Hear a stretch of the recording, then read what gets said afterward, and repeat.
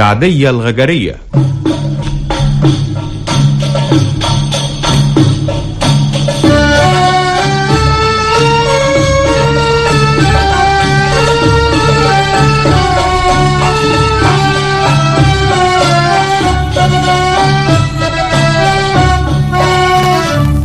سعدية الغجرية يكتبها محمود إسماعيل، موسيقى فؤاد الظاهري، إخراج فتح الله الصفتي.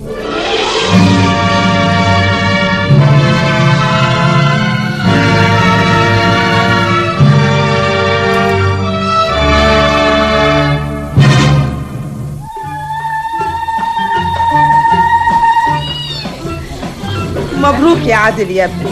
الله يبارك فيك يا ماما. الله، مش تباركي لبوسينة كمان؟ اصل ماما مش راضيه عن خطوبتنا يا عادل. وايه اللي عرفك؟ اسالها حتى. صحيح يا ماما انت مش راضيه عن خطوبتي لبوسينة؟ يا ابني انت اللي هتتجوز، وما دام انت راضي خلاص. يهمك رأي امك في ايه؟ لا، ده انا يهمني رايك قوي. ليه بقى؟ هي مش هتقعد معاكي لما نتجوز؟ يعني لو ما كنتيش راضيه عنها يبقى الله يرحمنا احنا الثلاثه. راضيه يا حبيبي. وبتقوليها من تحت ضرسك كده ليه يا ماما؟ وبعدين بقى انت هتنقريني من دلوقتي؟ لا، دي الحكايه حقيقي. الله، وبعدين؟ ولا بعدين ولا قبلين. ماما تقعد لوحدها واحنا نقعد لوحدنا. يعني ايه؟ يعني يسيبني يا ست بوسينة؟ يسيب امه اللي خلفته وربته لحد ما بقى راجل وبقى مهندس قد الدنيا، وتيجي حضرتك تطرديني من بيتي وتحرميني من ابني؟ دي سنة الحياة يا ماما. انت كمان لما اتجوزتي قعدتي مع عم جوزك؟ ملوش لازمه الكلام ده يا بوسينة. على كل حال الحمد لله اللي عرفت الحقيقه من دلوقتي. وهتعمل ايه دلوقتي؟ هتتصرف ازاي؟ عاوزاه يتصرف ازاي يا ست بوسينة؟ يرميني في الشارع يعني؟ ملوش لازمه الكلام ده يا ماما. الله، يلا بينا يلا. هتروح من دلوقتي؟ ايوه يلا يا ماما. هتروح قبل المعازيم ما يمشوا؟ عاوز تفضحنا؟ يقولوا ايه الناس؟ خليك انت يا عادل، انا هنزل اخد تاكسي واروح. تصبحوا على خير. هتروحي لوحدك ازاي يا ماما؟ ما تسيب، ما تتاخرش يا عادل. هي صغيره هتوه يعني. عاجبك الجليطه دي؟ بقى دي معامله؟ اذا كنا من دلوقتي وبتعاملني كده، امال لما نتجوز واقعد معاها في بيت واحد هتعاملني ازاي؟ يا بوسينة الموضوع ده لازم نتفاهم فيه. هنتفاهم نقول ايه؟ انا ما اقعدش مع عمك ابدا الا اذا كنت تسكن بينا في نقطه بوليس عشان طول النهار حضره المأمور يفك مشاكلنا. طب وايه الحل؟ الله، انا ما اقدرش اسيب امي. هو انا ما اقدرش اقعد مع عمك؟ هو ده الحب اللي انت بتحبهولي؟ انا علشان بحبك بقول لك كده، لان امك هتحطم حبنا. امك مش فقيره، امك غنيه ومبسوطه وتقدر تعيش نفسها. احنا نقعد لوحدنا من غير ما ندي فرصه لحد انه يحطم حياتنا. ده اذا كنت بتحبني بصحيح زي ما بتقول. انا بحبك يا بوسينة. وانا كمان، وانت عارف كويس انا بحبك قد ايه، وضحيت بايه عشان اتجوزك. ضحيت بوظيفتي وبابن عمي اللي كان عاوز يتجوزني.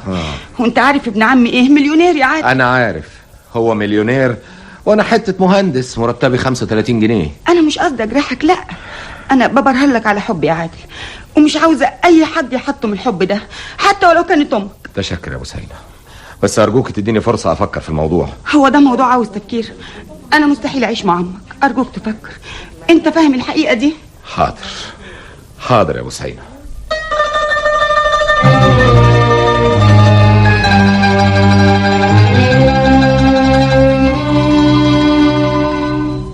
ايه يا باشمهندس الطلب ده؟ انا مش مصدق. يا سيادة المدير، ارجوك تديني الفرصة دي. فرصة ايه؟ اخوانك كلهم هيتجننوا عشان يجوا مصر، وانت عاوز تروح تقعد في الصحراء؟ دي امنيتي، ارجوك تساعدني على تحقيقها. ايوه، بس اعرف الاسباب. عاوز اشترك بنفسي في الحفريات، عاوز اشتغل بايدي بدل ما انا قاعد هنا على مكتب بين 4 حيطان. بقى اسمع، انا راجل عندي 55 سنة، يعني ما يندحكش عليا. انت عايز تروح الصحراء ليه؟ ايه اللي عاجبك في مناجم الفحم؟ حضرتك بتحب الفحم قوي ومش قادر تبعد عنه؟ ايوه، بحب الفحم قوي. وهو بيحبك؟ هو ايه؟ الفحم. ارجوك يا سيادة المدير توافق على الطلب. صدمة عاطفية؟ لا ابدا. ما تخبيش عليا. حاجة زي كده. وعاوز تهرب من ارض المعركة؟ برضه حاجة زي كده. وهي الرجالة بتهرب من ارض المعركة؟ امال بيعملوا ايه؟ يفضلوا واقفين على رجليهم يدافعوا عن نفسهم لحد ما يموتوا. انا مش عاوز اموت يا سيادة المدير، انا عاوز اعيش، عاوز اهرب علشان اعيش. ممكن اتطفل عليك كأب مش كمدير المؤسسة اللي انت بتشتغل فيها، واسألك ايه السبب اللي هيخليك تهرب؟ امي. امك؟ عشان ايه؟ مش عاوزاني اتجوز. ليه؟ علشان انا واحدها وبتغير عليا من الهوى. كل ما اخطب واحدة علشان اتجوزها تفضل وراها لحد ما اسيبها. عجيبة، افهم من كده انك فسخت خطوبتك من بوسينة؟ ايوه. بس انا اعرف انكم كنتوا بتحبوا بعض. ولحد دلوقتي. فهمت. عاوز تنسى؟ وارجو اني اقدر انسى. انا حمدي على الطلب الموافقة عشان دي حاجة ترضيك، وارجو بمجرد ما تحس انك عاوز ترجع مصر تبعت لي جواب. شاكر عطفك يا سيادة المدير. اتمنى لك حظ سعيد.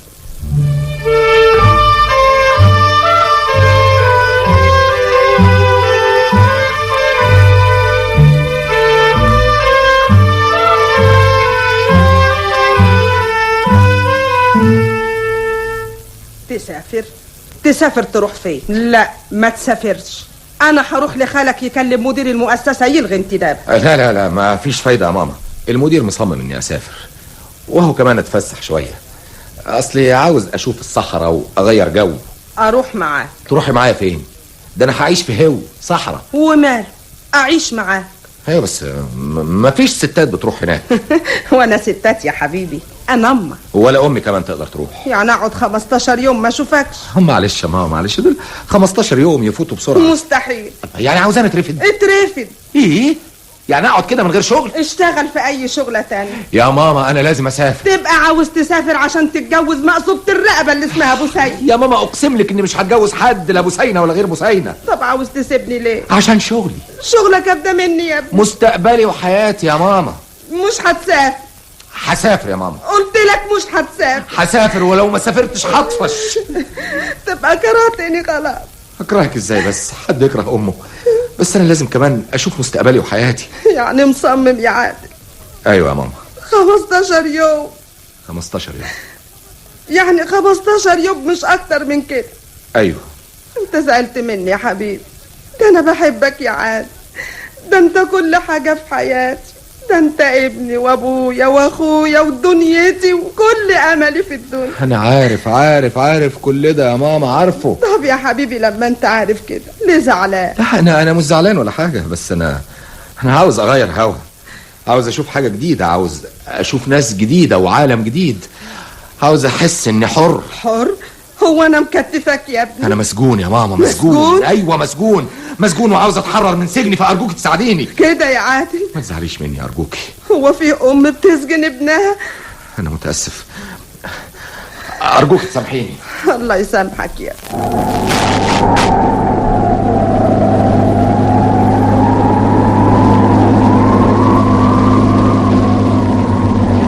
باشمهندس. ساكت ليه؟ بتفرج. بتتفرج على ايه؟ على الصحراء؟ رملة وهو ملوش اخر. ناقص كتير على ما نوصل. حوالي ساعتين.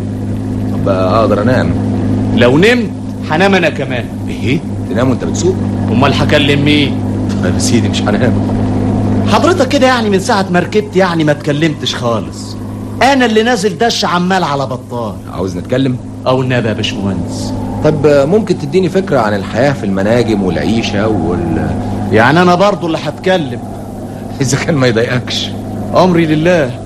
شوف يا باشمهندس، الحياة هنا عبارة عن رملة وفحم وفطار وغدا وعشاء ونوم، واخر الشهر تقبض ماهيتك. ادي يا سيدي الحياة هنا. مفيش حتة بتتفسحوا فيها؟ امال تفضل تتمشى في الصحراء لحد اما تتعب، وبعدين ترجع تتعشى وتنام. هي دي الفسحة؟ فهمت يا باشمهندس. في حوالينا جماعة من الغجر. غجر؟ لما نحب نتفسح بنروح نقعد عندهم، يقعدوا يغنوا لنا ويرقصوا لنا، وبعدين نديهم اللي فيه القسمة ونروح. اما يا باشمهندس في حتة بنت منهم اسمها سعدية، ما اقدرش اقول لك بقى حاجة ابدا. جارية؟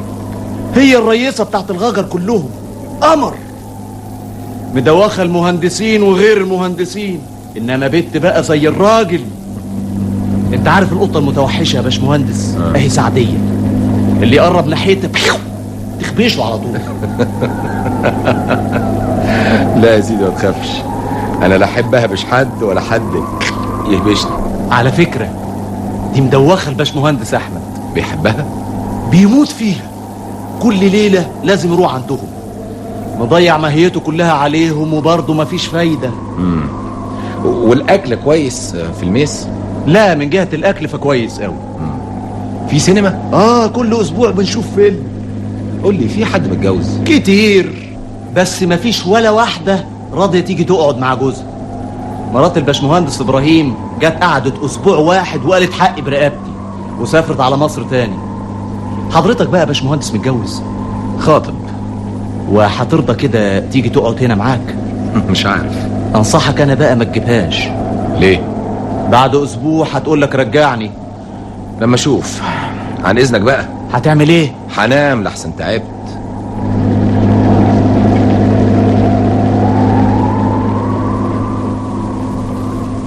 اهلا اهلا عادل، تعال ما اعرفك بزملائك. المهندس عصام حامد. اهلا وسهلا. المهندس احمد علي. اهلا، تشرفنا. المهندس ابراهيم السيد. شرفنا. اهلا وسهلا. شرفت يا باشمهندس. انا عازمك الليله دي بقى في الاوبرج، ولا تطلع معايا المقطم؟ لا مقطم ايه ده؟ انا حاجز في سينما مترو. على كل حال انا شاكر ضيافتكم، بس انا الليله دي بقى على موعد مع الصحراء. ايه رايك في العشاء؟ ممتاز.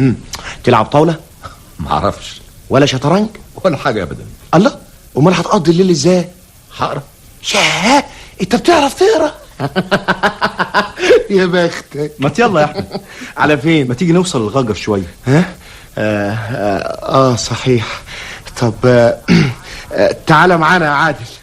الليله هنوريك لون من الناس والعيشه ما كنتش تتصورها في يوم من الايام. سعديه. ايه؟ سعديه؟ ايه اللي عرفك؟ الواد السواق. طيب انا هخرب بيته. قوم تعالى معانا الليله دي شويه عشان تشوفها. هشوف هعمل بيها ايه. ان ما كنتش تتهبل هدفع لك 10 جنيه. لو هتهبل على ايه بس؟ طب تعالى شوفها وبعدين هنشوف. مش الليله. طوعني. لا، اصل الليله عاوز اكتب جواب لماما وجواب لخطيبتي. انت خاطب؟ ايوه. حلوه يا عادل، حلوه. طبعا. وهترضى تيجي تقعد معاك هنا؟ ايه المانع؟ ولا واحده رضيت تيجي تقعد هنا. دي بتحبني. بكره تشوف الحب هيعمل ايه. يا باشمهندس، الحب عدو الرمله والفحم والضياع والصمت اللي ملوش اخر. الحب مستحيل يعيش في الهو ده. الحب يعيش في كل مكان. ابقى قابلني. يلا بينا يا احمد. بس يلا. اسمع. انت تتقل شويه لحسن سيرتك ابتدت تفوح. اتقل ازاي بس يا عصام؟ حد يشوف سعديه ويتقل؟ عندك حق. ايه؟ يعني سعديه دي خطيره للدرجه دي؟ تدوخ يا باشمهندس. شفت غجريه عينيها خضرة وشعرها اصفر وبقها ولا اسنانها عقد لولي عقد لولي. الحبه فيه تستاهل 1,000,000 جنيه. لا، ده انت واقع بصحيح. وكل واحد هيشوفها هيقع فيها جاذبيه لا تقاوم، بتمغنط كل واحد يشوفها.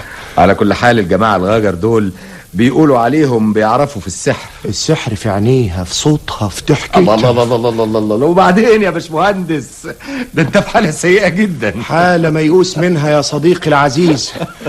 هقول لكم حاجة غريبة.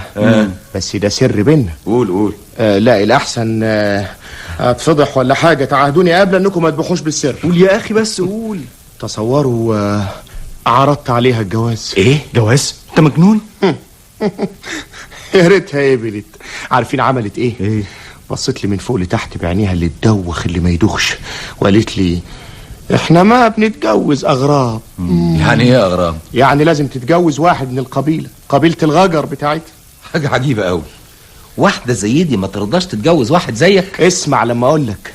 انا مستعد اسيب شغلي واهلي واعمل غجري واعيش معاهم، بس اتجوزها. اسمعوا، ايه رايكم تساعدوني في الحكايه دي؟ لا، ده انت اتجننت. عن اذنكم بقى يا جماعه علشان اكتب الجوابات. طب يعني تعالى معانا. تصبحوا على خير.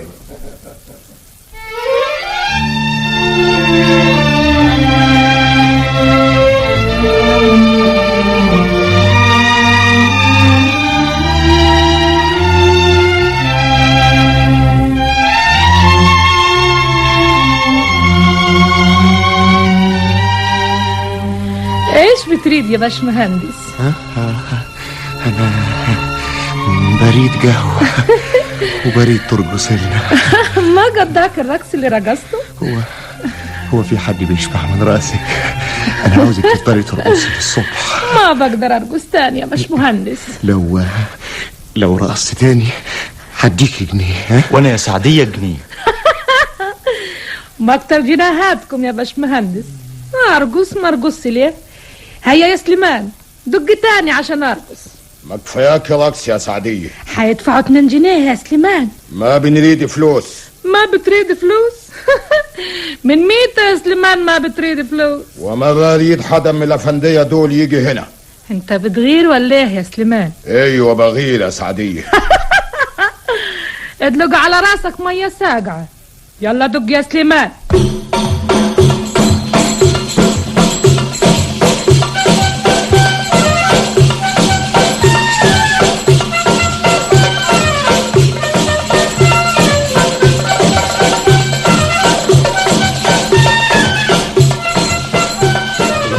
حاطط ايدك على عينيك ليه؟ مش قادر اشوفها وهي بترقص، مش قادر يا حصان. بحس وانا بتفرج عليها ان القيامه قامت ودخلوني جهنم والزبانيه بتعذبني بالنار. النار يا عادل، النار بتحرقني يا عادل. دق يا سليمان، عاوز ارقص للصبح يا سليمان.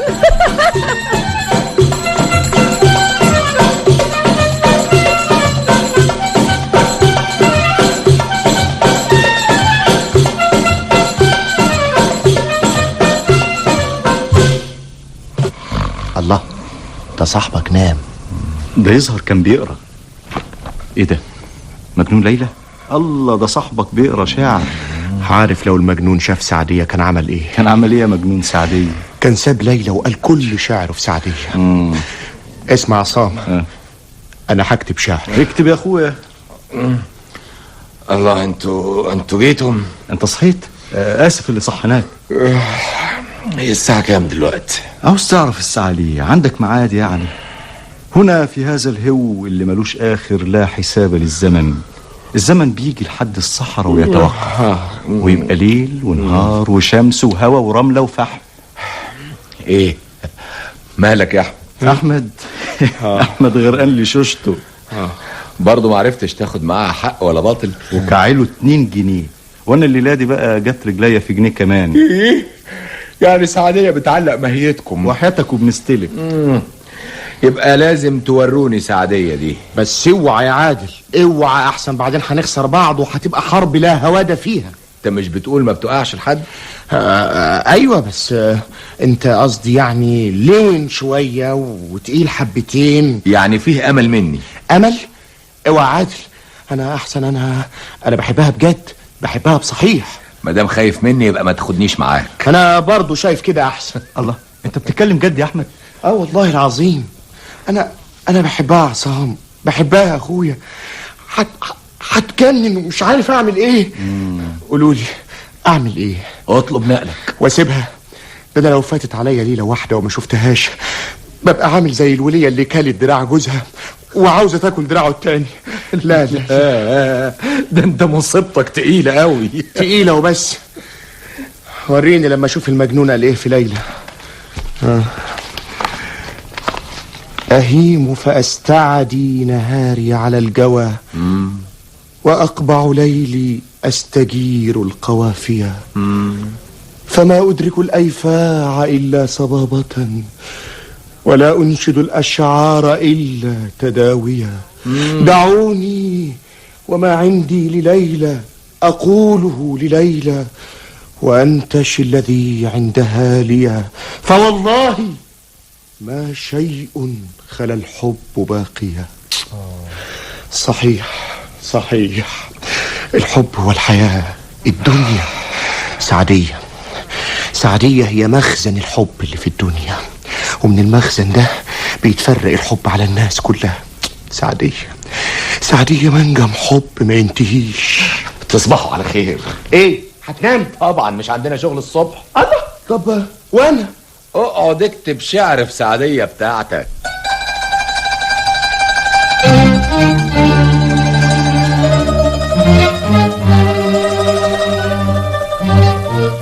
الله، مين دي اللي جايه من بعيد؟ دي من الاوصاف اللي سمعتها تبقى سعدية. دي فعلا سعدية. ايه اللي جابها هنا؟ لازم عاوزة سلفية. اهلا سعدية، اهلا. كيف حالك يا باشمهندس؟ زي ما انت شايفه. مين هذا اللي معاك؟ ده الباشمهندس الجديد.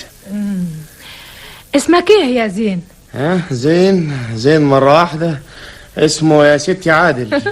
وهو ليش ما بيقول على اسمه؟ اسمك ايه يا زين؟ يلا بينا يا احمد علشان نتغدى. السلام عليكم. ايش هذا اللي بيعمله الباشمهندس؟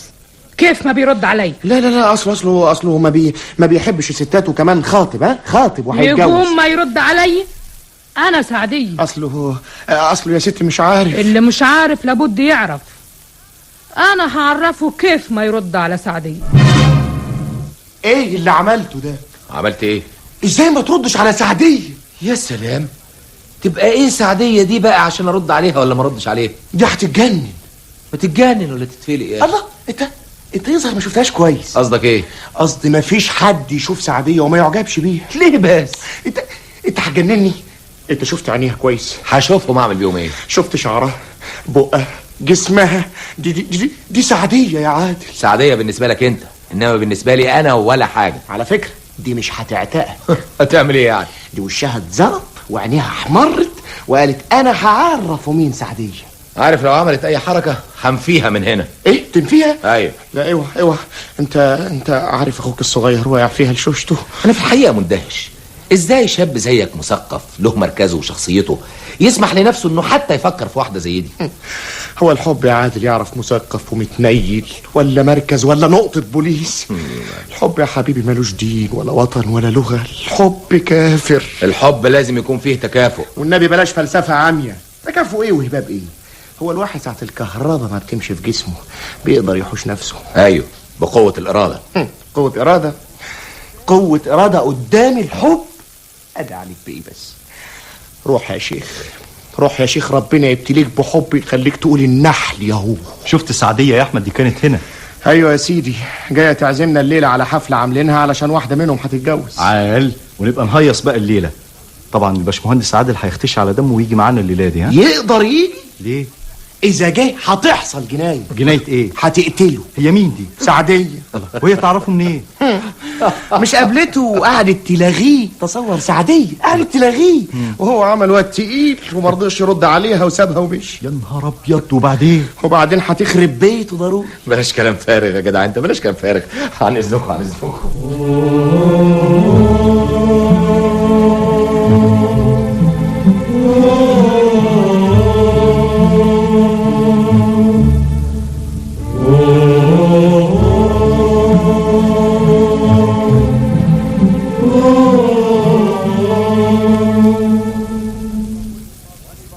واني بقول لك ما تخرج الليلة. أنا بقول لك هخرج يا سليمان، واللي تقدر تعمله اعمله. حقتلك. انت ما تقدر تقتل قطة. ما تتحديني يا سعدية. أنا بتحداك يا سليمان، واللي في وسعك تعمله اعمله. طيب اخرجي يا سعدية وشوفي هعمل ايه الليلة. اسمع يا سليمان، لو جربت ناحية واحد من الأفندية أنا اللي هقف قصادك. أني بحبك يا سعدية. وأنا ما بحبك ولا بريدك. أنا غجري مثلك، وأنا أولى بيك من الغريب. ومن هذا الغريب؟ الباشمهندس أحمد. مين قال لك إني بريد أحمد؟ يعني ما بتحبي أحمد يا سعدية؟ أنا ما بحب أحمد ولا قبلت حدا يستاهل حبي. أنا خارجة يا سليمان.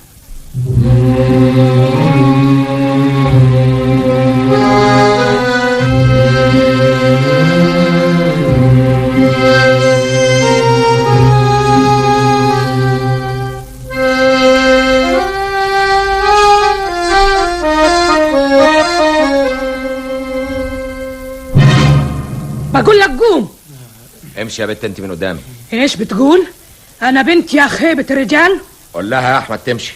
انت اصلك قليل الحياة. انت جايبني هنا تهزقني يا احمد؟ ما قلت لك قوم روح. انا مش هتنقل من هنا، واذا كان فيه راجل فيهم يوريني نفسه. انا الراجل هنا، وان كان بدك تشوف هضربك. اتركني يا احمد، لازم اخد بحقي وطاري. خلاص يا غجرية. تضربني يا كلب الرجال؟ انت بتضربها يا عادل؟ واضربك انت كمان. يخرب بيتك، ده ايده طرشه بصحيح. وقعك على الارض يا خيبه. قوم يا باشمهندس احمد، هي رجال تقع على الارض؟ انت بتضحكي. ضربك ضربه واحده وقعت زي علو البرسيم. ايه دي مجنونه بصحيح. مالي مجنونه يا باشمهندس، انما يعجبني الرجال اللي ايديهم جامده مثل الحديد. قوم يا احمد قوم، فضحتنا. مش قادر. خد ايدي يا سعدية. ما قادر يقوم. قوموا يا باش مهندس. اسمك ايه والله؟ عجيبة، كنت عاوزة تضربيني من دقيقة واحدة ودلوقتي بتسأليني على اسمي؟ دي اصلها عايشه بالفطره، يعني تزعل في دقيقه وتفرح في دقيقه. بقول لك اسمك ايه يا باش مهندس؟ قومني الاول يا سعادل، يظهر الهلب شبك. هات يدك يا احمد. قوم يا حبيبي قوم. تعيش وتاخد غيرها. قوم نفض خلقاتك يا نور العيون. ادي اللي نبنا. نعم يا ست سعدية، عاوزة ايه من الباش مهندس؟ بدي اعرف اسمه. لا يا اخي على اسمك وخلصنا. عاوزة تعرفي اسمي ليه؟ بنريد نعرف اسمك. فيه مانع؟ اسمي عادل. عادل؟ دمك تقيل يا عادل. متشكر. ومنايا اهبشك من قلبك واكل منه حته. يا ساتر، انت ايه متوحشة؟ ما تعرف انا مين يا عادل؟ مين يعني؟ فاصوليا خضرة؟ ايش فاصوليا خضرة؟ ما تتريق عليا يا عادل. انا حرمة لكن صعبة المراس. سعدية ملكة الغجر، ما حدا يتريق عليها. اهلا وسهلا حضرة صاحبة الجلالة، شرفت.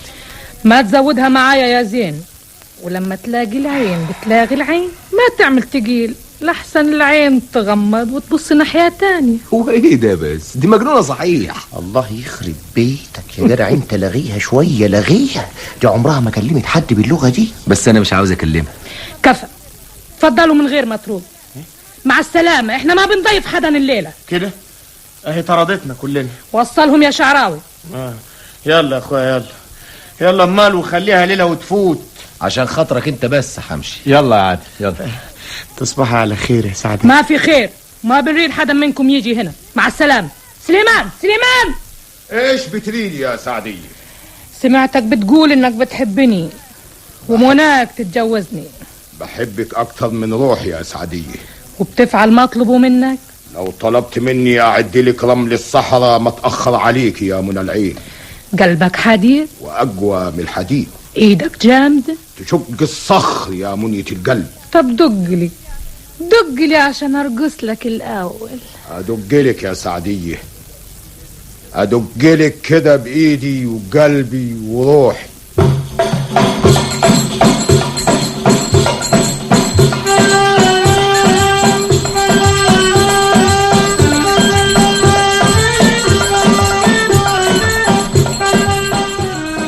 سعدية بتدبر شيء. وايش عرفك؟ انظر عينيه، لما تغمض عينيها وهي بترقص اعرف انها بتدبر شيء.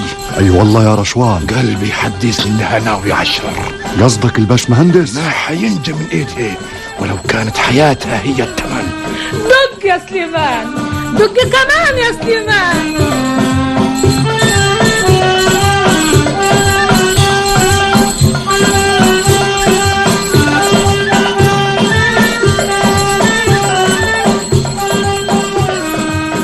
مين اللي هناك؟ انا ريس عاطف. انت مين؟ هيكون مين يعني؟ اتكلم، انت مين؟ لحسن هضرب في المليان. اضرب، خلينا استريح. هتتكلم ولا اضرب؟ انا الباش مهندس احمد. في حاجة يا باشمهندس؟ لا بس بشم شوية هوا. إذا خدمة. عندك شاي؟ عندي. طب هات لي كوباية بس تقلها قوي. من عينيا يا باشمهندس. قول لي يا ريس عطوة، انت بتحب مين؟ أنا بحب الجمل. الجمل؟ ايوه الجمل بتاعي. وما بتحبش حاجة غير الجمل؟ مفيش حاجة أحسن من الجمل يا باشمهندس. طب وانا هجيب جمل منين دلوقتي؟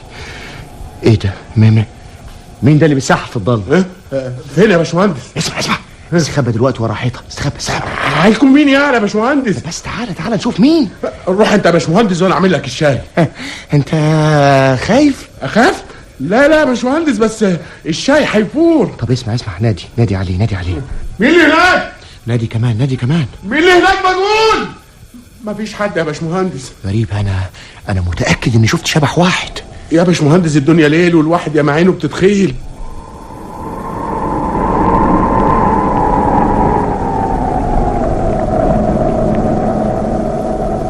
برافو، ده شاي عال، ما يفرقش عن الباركر حاجة. ايه؟ وايه البقرر دي يا باشمهندس؟ لا ده نوع من الحبر الجيد. ايه انا بقى ما اشربش الشاي لما يكون من البقرر دي زي لون الحبر كده. طب وانا ذنبي ايه؟ انا عاوز شاي مش عاوز حبر. اعمل لك شاي تاني؟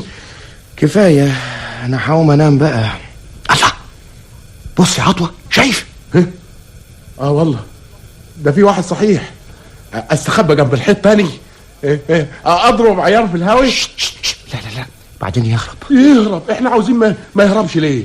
مش يمكن يكون حرامي ولا حد كده ولا كده؟ طب وهتعمل بيه ايه يا باشمهندس؟ استنى شويه. ها انت خايف؟ انا معاك يا شيخ الغافر. ده جه اهو يمة الكشك بتاعكم. ايوه صحيح. الله، ده داخل جوه. تعالى لا يكون حرامي.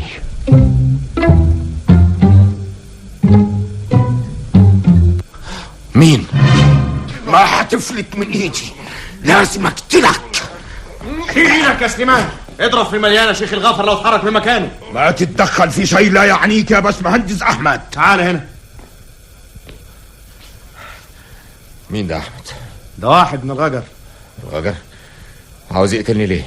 ما انا قلت لك يا سعادل. مش فاهم. بعدين هفهمك كل حاجه، ده اذا كنت مش فاهم حقيقي. هي اللي عملت كده؟ مش وقت تحقيق دلوقتي. هنعمل ايه في سليمان؟ نعمل ايه؟ لازم نبلغ البوليس. صحيح بدك تبلغ البوليس يا باشمهندس احمد؟ ما يعني حبوسك. لو بلغت البوليس هقول الحقيقة، والحقيقة مرة يا باشمهندس. هي اللي سلطتك؟ وهقول قدام النيابة ان هي اللي سلطتني. طب تعرف تجري؟ اجري؟ انا هاخد البندقية من شيخ الغفر وانت تهرب من الباب، بس اوعى حد يمسكك. بتقولوا ايه؟ ده ولد مجرم. هات البندقية يا عطوة. وعاوز البندقية ليه يا باشمهندس؟ بس هات. ده جري فوش. مش هعتاه.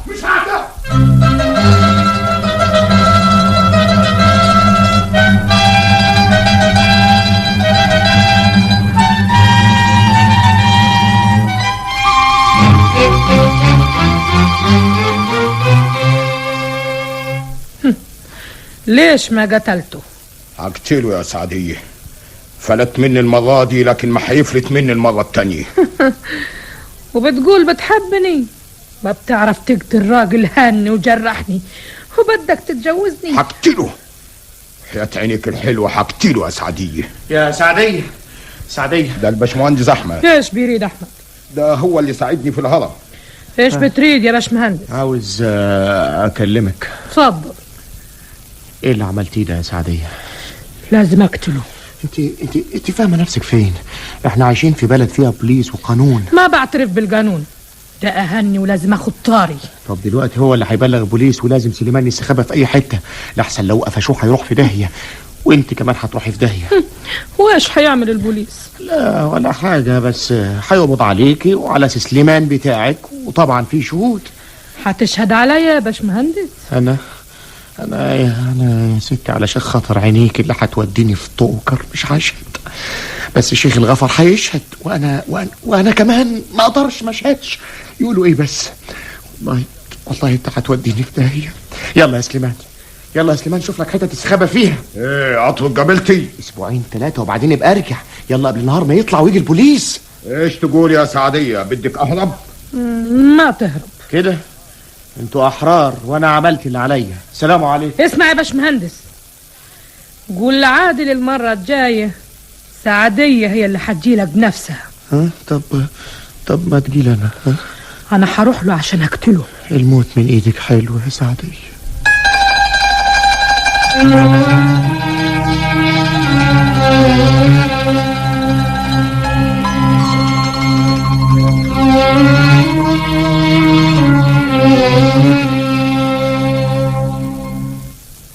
بس الحمد لله نايم، اقلع هدومي من سكات وانام. كنت فين يا احمد؟ بسم الله الرحمن الرحيم. انا كنت بشم شويه هوا. كنت عند سعدية؟ يا شيخ حرام عليك، انت دايما كده ظالمني. ان شاء الله هحبسها لك وانت هتسبب في رفدك. تشكر يا اخ. لا صحيح حبيب، تصبح على خير. اشمعنى عاوز تنام دلوقتي؟ يعني عاوز نعمل ايه بس؟ عاوزك تبقى راجل محترم وتفوق لنفسك. الصبح ان شاء الله. تصبح على خير. احمد انا نمت خلاص. احمد تهمك سعدية صحيح؟ انت لسه مش مصدق اني بحبها. انا بحبها وهتجنن، مش عارف اعمل ايه. عاوز نصيحتي؟ انصحني يا عادل والنبي يا اخويا، بس اوعى تقول لي اسيبها. لازم تسيبها. اطلب نقلك. واشوفها ازاي؟ انساها. ما اقدرش. ده شرط الوحيد علشان ما بلغش البوليس.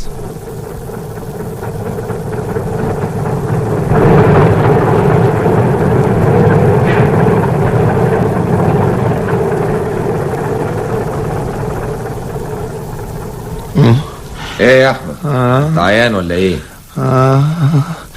بموت يا عادل، بموت. أشهد أن لا إله إلا الله وأن محمد رسول الله. وصيتك الفحم يا عادل. خلي بالك من الفحم. الفحم بس؟ وسعدية؟ سعدية لا كفاية عليك الفحم. تعرف يا احمد اني بلغت البوليس؟ عشان كده انا عيان وبموت. ايها الموت، تعالى عنقني وقبلني وخدني في احضانك علشان استريح من الغلب اللي انا فيه. تسمح تقوم تلبس هدومك وتنزل تشوف شغلك؟ انا بقول لك بموت. طب واذا كنت ما بلغتش البوليس؟ يبقى اصحى. مش وقته بقى الواحد يموت دلوقتي ولا ايه؟ طب اصحى كويس. صحيح ما بلغتش البوليس. انت زميلي يا احمد، واجب الزمالة فوق كل اعتبار. يا صديقي يا حبيبي. انما ايه يعني اللي خلاك كده حنيت عليا كده؟ انا بحبك يا احمد وبدور على مستقبلك. اشكرك يا صديقي، اشكرك من صميم قلبي.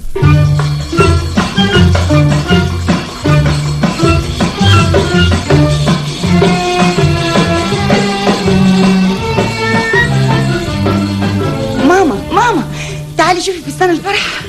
مبروك يا بوسينة، مبروك يا حبيبتي. انا فرحانه قوي يا ماما وبعد الايام. عارفه ناقص كام يوم يا ماما؟ 10 ايام.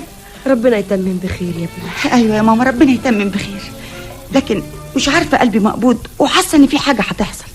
يعني كان لازم عادل يقبل امه بالشكل ده. مش المهم امه يا بوسينة، المهم انت يا بنتي. هتقدري تعيشي معاه في الصحراء؟ ليه لا؟ ثم ان احنا هنقعد لنا 2-3 بالكتير. ولو جوزك فضل هناك على طول؟ على طول؟ اقعد يا ماما. ما اقعدش ليه؟ انتي تقعدي في الصحراء يا بوسينة؟ ما اقعدش ليه يا ماما؟ مش مع جوزي اللي بحبه. على كل حال يا بنتي فكري كويس قوي يا بوسينة. انا فكرت خلاص يا ماما، وهتجوز عادل وهعيش معاه في اي حته، ان شاء الله في جهنم هعيش معاه. بوسينة يا حبيبتي، انتي ما بتقدريش تقعدي يوم واحد في البيت من غير ما تخرجي. انتي بتروحي السينما 5 مرات في الاسبوع، بتموتي في اللمة والمجتمعات. عادل هيعوضني عن ده كله، كفايه ان اكون جنبه. يعني انتي بتحبي عادل من قلبك بصحيح يا بنتي؟ طبعا يا ماما، والا ما كنتش ضحيت التضحيات دي كلها علشان.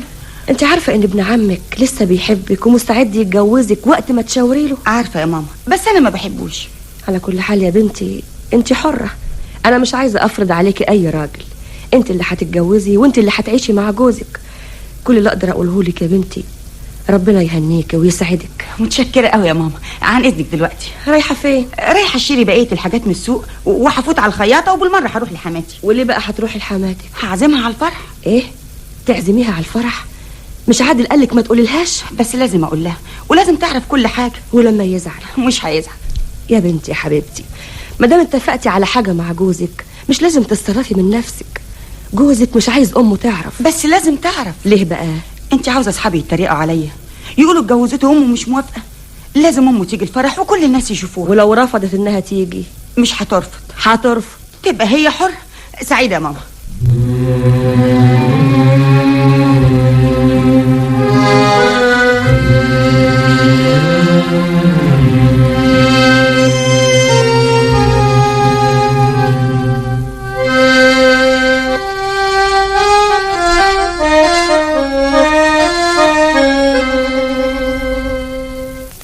مبروك يا سعدية.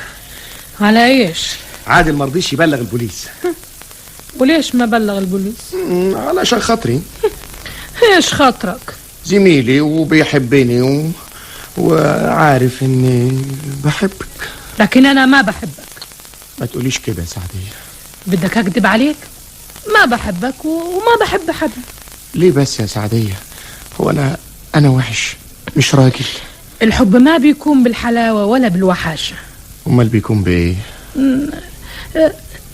ما بعرف. نفسي تحبيني. ما بيدي يا احمد. اعمل ايه علشان تحبيني؟ ما تعمل شيء. الحب ما له سبب ولا اصل. السلام عليكم. ايش جابك هنا؟ جاي هنا علشان اقول لك كلمتين. المره دي سامحتك انت والواد بتاعك علشان خاطر باشمهندس احمد، انما لو عملت اي حركه بعد كده مش هعتقك، سامعه؟ يعني حرميكي في السجن انت واهلك كلهم. انت متعافي قوي يا باشمهندس، باين عليك شايف دلالك. انا مش عاوز كلام كتير، يلا. انا هقعد شويه. اعمل قهوه يا رشوان. قهوه عشان مين؟ علشانك. احنا من عادتنا نكرم الضيف. اقعد بقى عادل نشرب القهوه. مش هقعد. السلام عليكم. باشمهندس. نعم. ما ترفض قهوتنا وما تزيد النار اشتعال.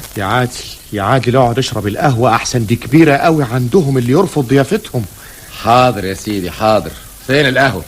هات القهوه يا رشوان. ايه رايك يا سعديه لو رقصت لنا شويه؟ ما برقص. ليه؟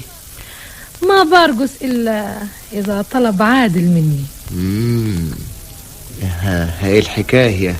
اطلب منها يا عادل ترقص. انا شخصيا ما بحبش الرقص. وانا ما برقص مدام عادل ما بيحب الرقص. ايه الحكايه؟ لا ده يظهر في حاجه في الجو. جو يا سي احمد التراخر، انت هتخرف. شرفت ديارنا يا باشمهندس. الله يشرفك يا ستي. ليش دايما مكشر يا عادل؟ وبعدين بقى انت عاوزه مني ايه؟ بدي اشوفك تضحك. متحوش يا سي احمد. سعديه انت بتحبي عادل؟ والله ماني عارفه. تحب ايه يا سي احمد؟ ايه الكلام ده؟ ليش غضبتي يا عادل؟ هو الحب عيب؟ بس يعني هتحبيني ليه وايه المناسبه؟ انت قلبك صخر يا عادل. والله العظيم بتحب. يا شيخ اسكت. قهوه يا سعديه. تفضل يا عادل اشرب قهوتنا وتفضل مع السلامه.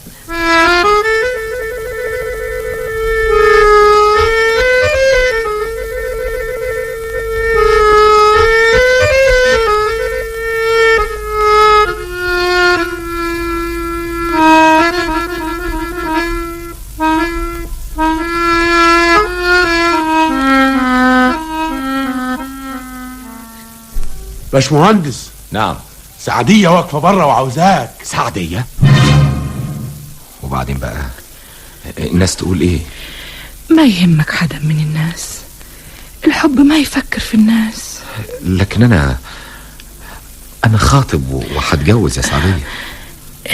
اتجوز يا عادل، لكن ما تحرمني من حبك. ازاي بس اتجوز واحب واحدة تانية؟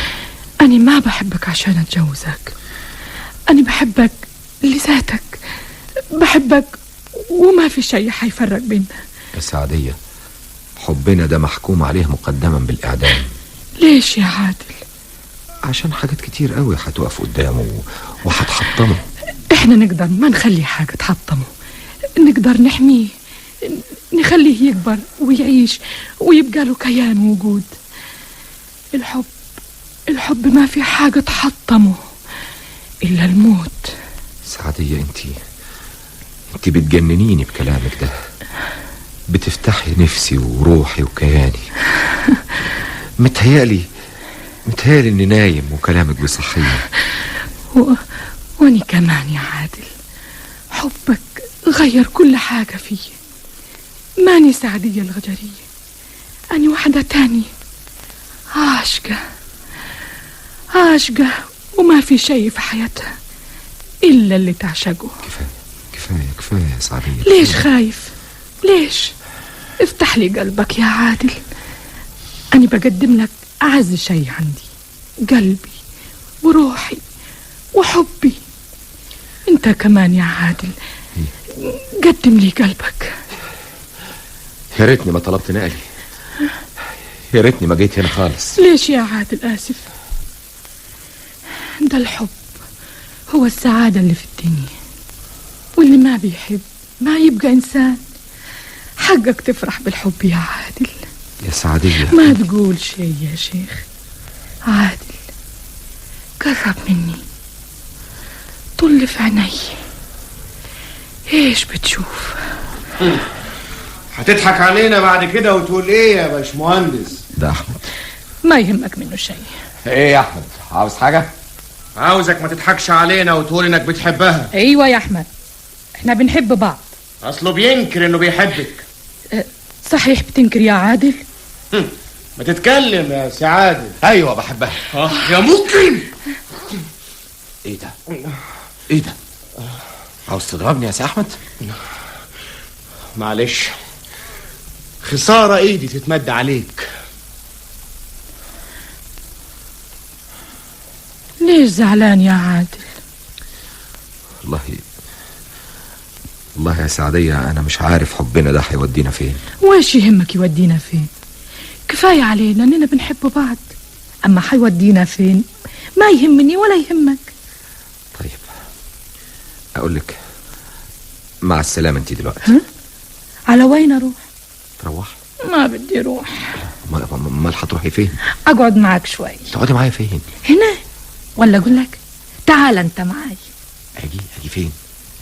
يا لا، الدنيا ليل وانا عاوز انام علشان عندي شغل بكره. اللي بيحب ما بينام ولا بيجيله نوم. اسمعي يا سعدية، انا راجل موظف وورايا مسؤوليات. وليش تتوظف؟ عشان اعيش. تعال اقعد معانا. اقعد معاكم اعمل ايه؟ ما حتعمل شيء. حال والله ابقى غجر يعني. مالهم الغجر يا عادل؟ لا مالهمش ولا حاجه، بس انا يعني ورايا اهلي والمجتمع اللي انا عايش فيه وحياتي وكياني، فمش معقول ابدا اني اجي اقعد معاكم. طب تعال اسهر معايا الليله.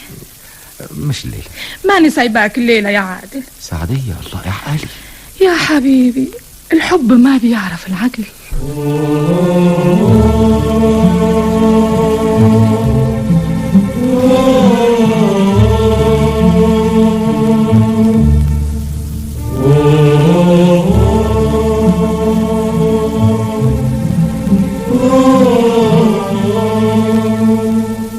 يلا يا عابلة قيد النار. وين سليمان؟ ايش بتريدي يا سعدية؟ بريد تكون عاقل يا سليمان. ومنين اجيب العقل يا سعدية؟ عبلة بتحبك واني حجوزها لك الليلة. ما بدي اتجوز عبلة. سليمان أنا بحب عادل يا سليمان.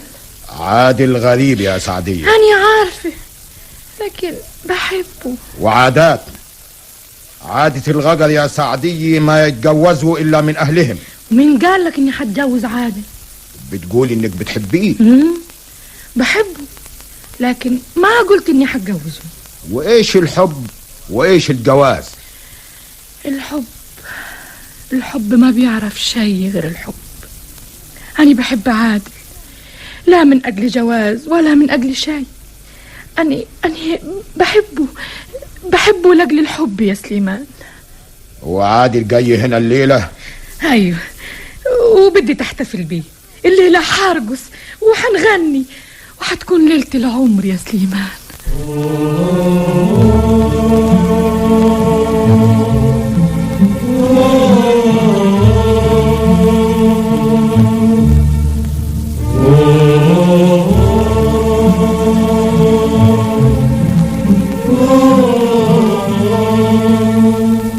يعني عادل ما جي يا سعدية؟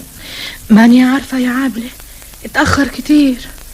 ده جاي هناك هو مع واحد. ها؟ لا هذا ما هو عادل، هذا أحمد ومعه عصام.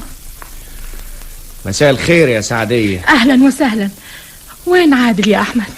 عادل سافر على مصر يا سعدية.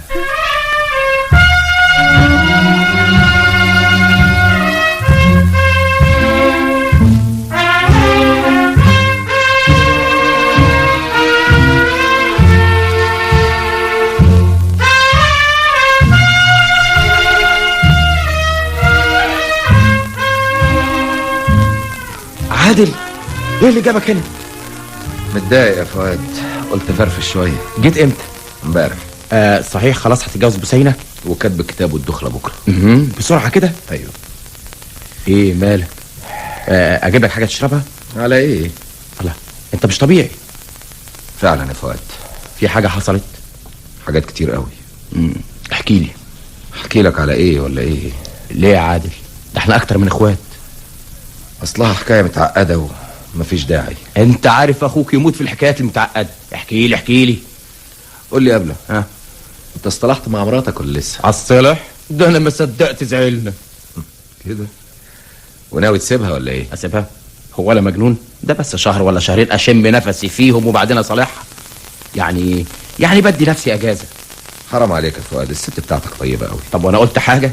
بس يعني ما اقدرش اعيش في السجن ده على طول. شهر ولا شهرين اجازه في السنه مش كتير. المهم قول لي انت حكايتك. مش عارف اقول لك ايه. يا سلام، حكايه يعني متعقده للدرجه دي؟ مش هتصدق. وبعدين بقى انت شوقتني خالص. احكي لي يا اخي. تصدق يا فؤاد اني بحب؟ طب ما انا عارف. مش خطيبتك بسينة؟ لا، وهتتجوزها بكره؟ هتجوزها علشان اهرب من التانية. وتهرب من التانية ليه؟ مش عارف. مفيش حاجه اسمها مش عارف. انت مش قفل ولا خمه، انت تفهمها وهي طايره. ايه الحكايه؟ تعرف قبل انا بحب مين؟ عارف، برجيت باردو. احلى منها. يا خبر، فين دي؟ في الصحراء. في الصحراء؟ عفريته لازم. آدمية زينا، لحم ودم. طب يا اخي ما تتجوزها ما دام بتحبها. ما اقدرش. ما تقدرش؟ طب وبعدين بقى في الالغاز دي ما تقدرش ليه؟ طالبين مهر كبير؟ ما اقدرش لانها غجريه. شلق؟ قصدي قبيحه يعني. لا، مش في ناس اسمهم الغجر؟ بتوع ابين زين واشوف البخت. ايوه. اهي دي الملكه بتاعتهم. كمان ملكه؟ يعني حضرتك هتبقى ملك الغجر؟ انت بتتريق عليا يا فؤاد؟ انت بتتكلم جد؟ والله. الله، وايه اللي وقعك فيها؟ من اول ما شفتها. وهربت منها علشان تتجوز بسينة؟ ايوه. اوعى يا مجنون تعمل كده. امال اتصرف ازاي؟ ما تتجوزش بسينة. امال اتجوز التانية؟ ولا التانية. انت تستنى شوية والايام كفيلة بانها تحل كل حاجة. خايف قوي لا اتورط مع التانية واتجوزها. تتجوز واحدة غجرية؟ انت عاوز تبقى مهزقة في وسط الناس يا عادل؟ ما تفوق يا اخي. لو شفتها بنفسك هتقول لي اتجوزها. حلوة للدرجة دي؟ مش حلوة وبس، الاخلاص اللي في الدنيا ربنا حطه في قلبها. شكل واحدة ست كلها انوثة، انما اخلاقها اخلاق راجل. لا، ده انت بتحبها صحيح. ايوه يا فؤاد، بحبها ومش عارف اتصرف ازاي، خصوصا ان اتفقت مع وسينة على كل حاجة ووضبنا كل شيء علشان نتجوز وندخل بكرة. وجاي تسألني دلوقتي تعمل ايه؟ خلاص يا عادل، فات الوقت.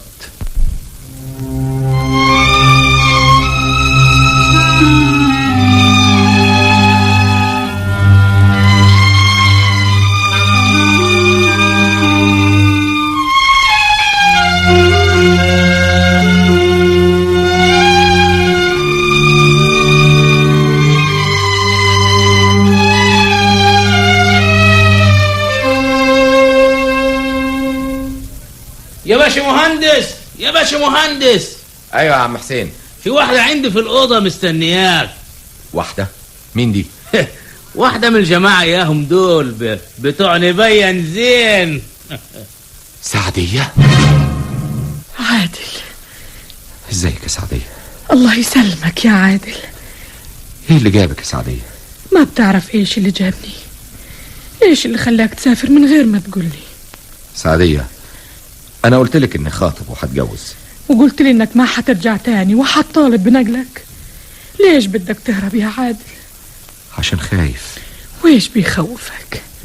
عارف ان حبنا ده نهايته الفشل. ايش عرفك؟ كل الظروف بتقول كده. ما حدا يعرف الغيب يا عادل. ايوه بس احنا لينا عقل نفكر بيه.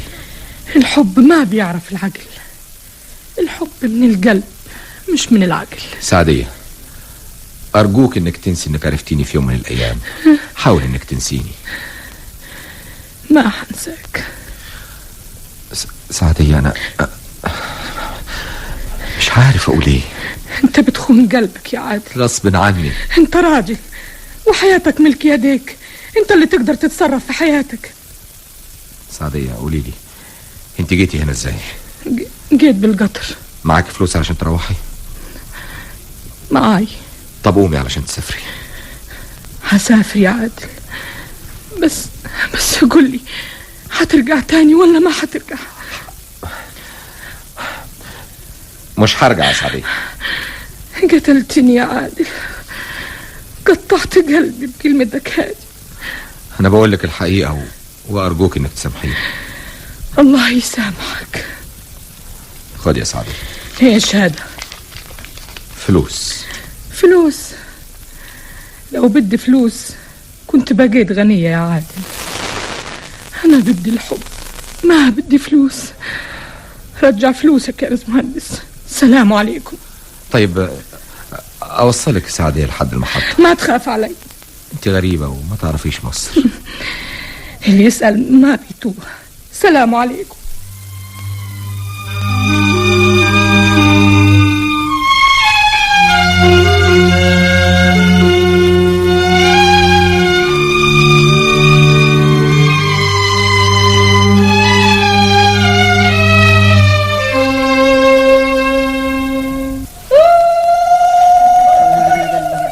مبروك يا عادل، مبروك يا بوسينة. عقبالك يا عطيات.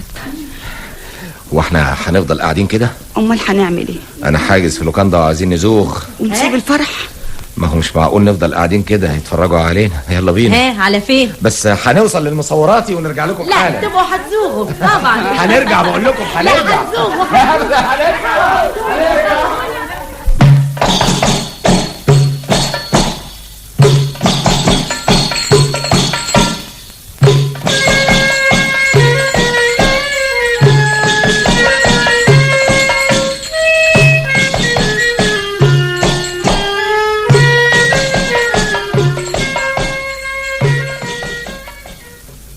صباحية مباركة يا حبيبتي. الله يبارك فيك يا ماما. مالك يا بوسينة؟ ولا حاجة. الله، أمال عادل فين؟ خرج. يخرج يوم الصباحية؟ ولا شغل. شغل ايه يا بنتي؟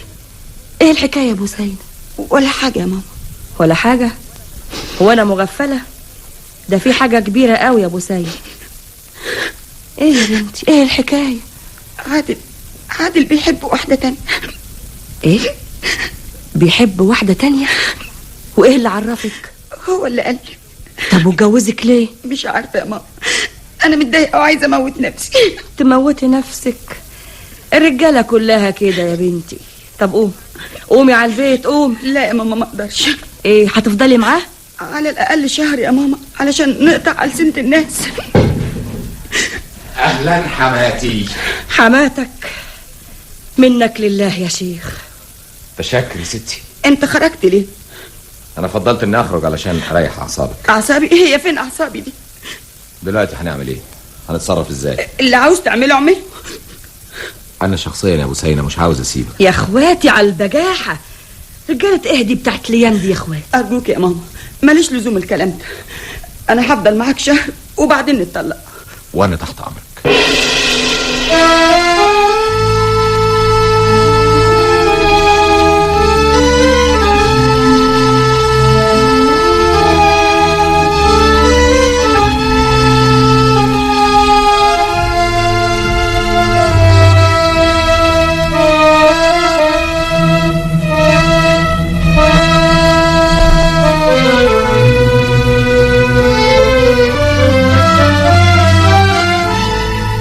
سعدية الغجرية.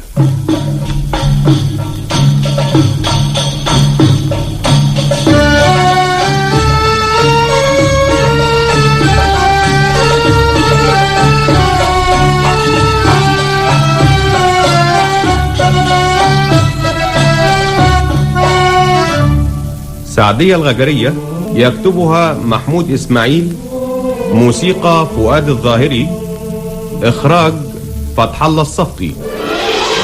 غدا نلتقي مع الجزء الثاني، مع تحيات داليا رشدي.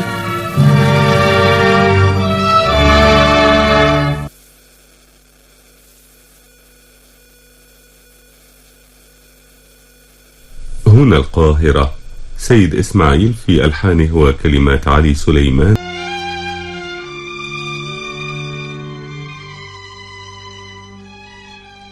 عينيك دبلت يا زينة من كتر البكا.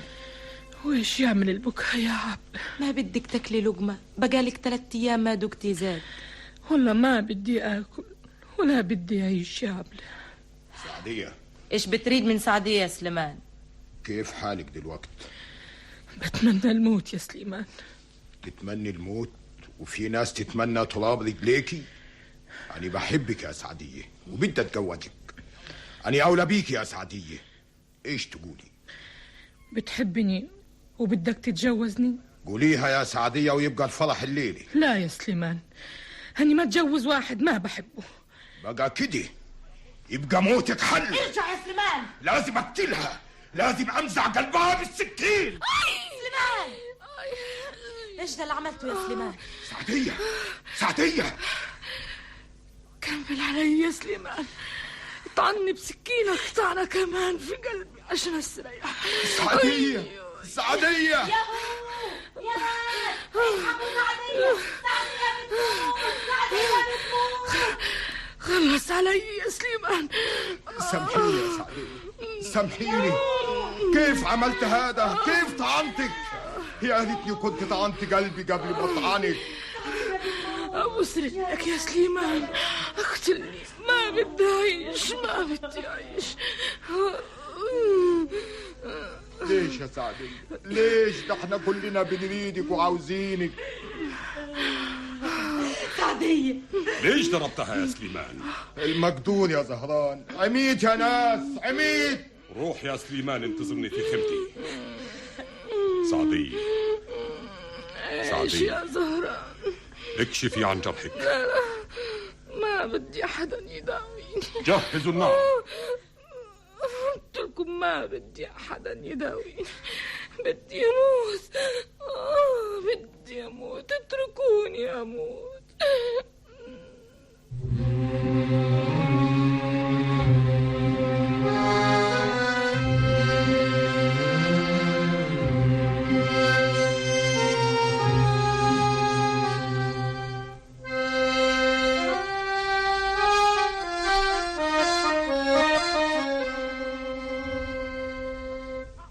احمد، احمد، ايه مالك يا عصام؟ مالك؟ سليمان الغجري طعن سعديه في صدرها. ايه ماتت؟ حالتها صعبه قوي. طب الدكتور فريد، دكتور فريد. مفيش فايده. ليه؟ ما يرضوش، هما بيعالجوا نفسهم بطريقتهم. الكي الكي بالنار. ايوه، وسبتهم هما بيجهزوا النار عشان يكوها، وانت عارف ما استحملتش المنظر ده فجيت على هنا جري. لازم اروح لها، لازم اروح لها. يلا بينا، يلا بينا.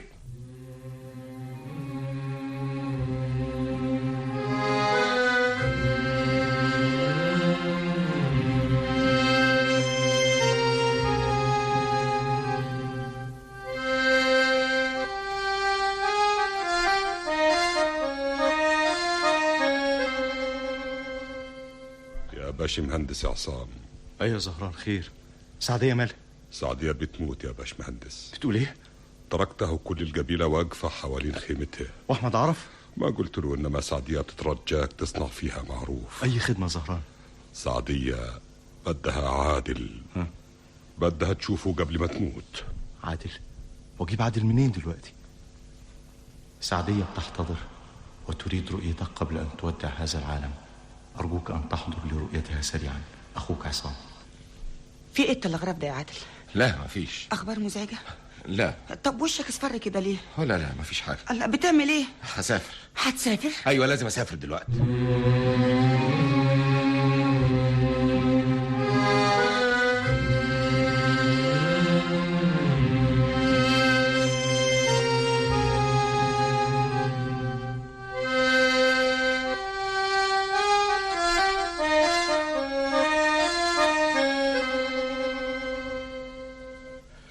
ده مين ده اللي جاي هناك يتطوح؟ هذا عادل. هو ايه ده؟ سليمان، ادخل خيمتك يا سليمان. والله بدي اقتله. المرة دي انا اللي حاف قدامك يا سليمان. ادخل خيمتك. ماني داخل يا زهران. السلام عليكم. وعليكم السلام. فين سعدية؟ في خيمتها. تفضلي معاها.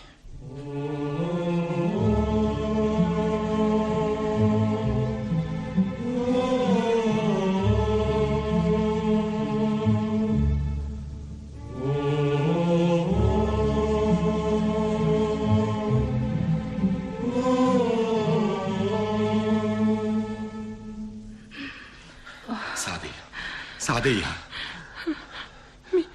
مين بينادي علي؟ أنا عادل يا سعدية. عادل. مالك يا سعدية؟ عادل. مالك يا سعدية مالك؟ انت جيت يا عادل، والله ما كنت مصدق انك هتيجي. أنا أول ما وصلنا التلغراف جيت على طول. عادل. أيوه. اتجوزت. أيوه يا سعدية. مبارك يا عادل.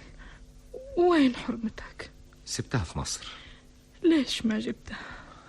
هتيجي بعدين. المهم انت دلوقتي صحتك كويسة؟ الحمد لله يا زهران. زهران، ايش بتريدي يا زينة؟ قول لهم يعملوا شاي ولا قهوة العادل. أنا مش عاوز حاجة، أنا جاي بس علشان أطمن عليكي. ما ترفض يا عادل. حاضر، هات لي قهوة. الله، سعدية سعدية، الله، دي أغمى عليها. دلوقتي تفوق يا سي عادل.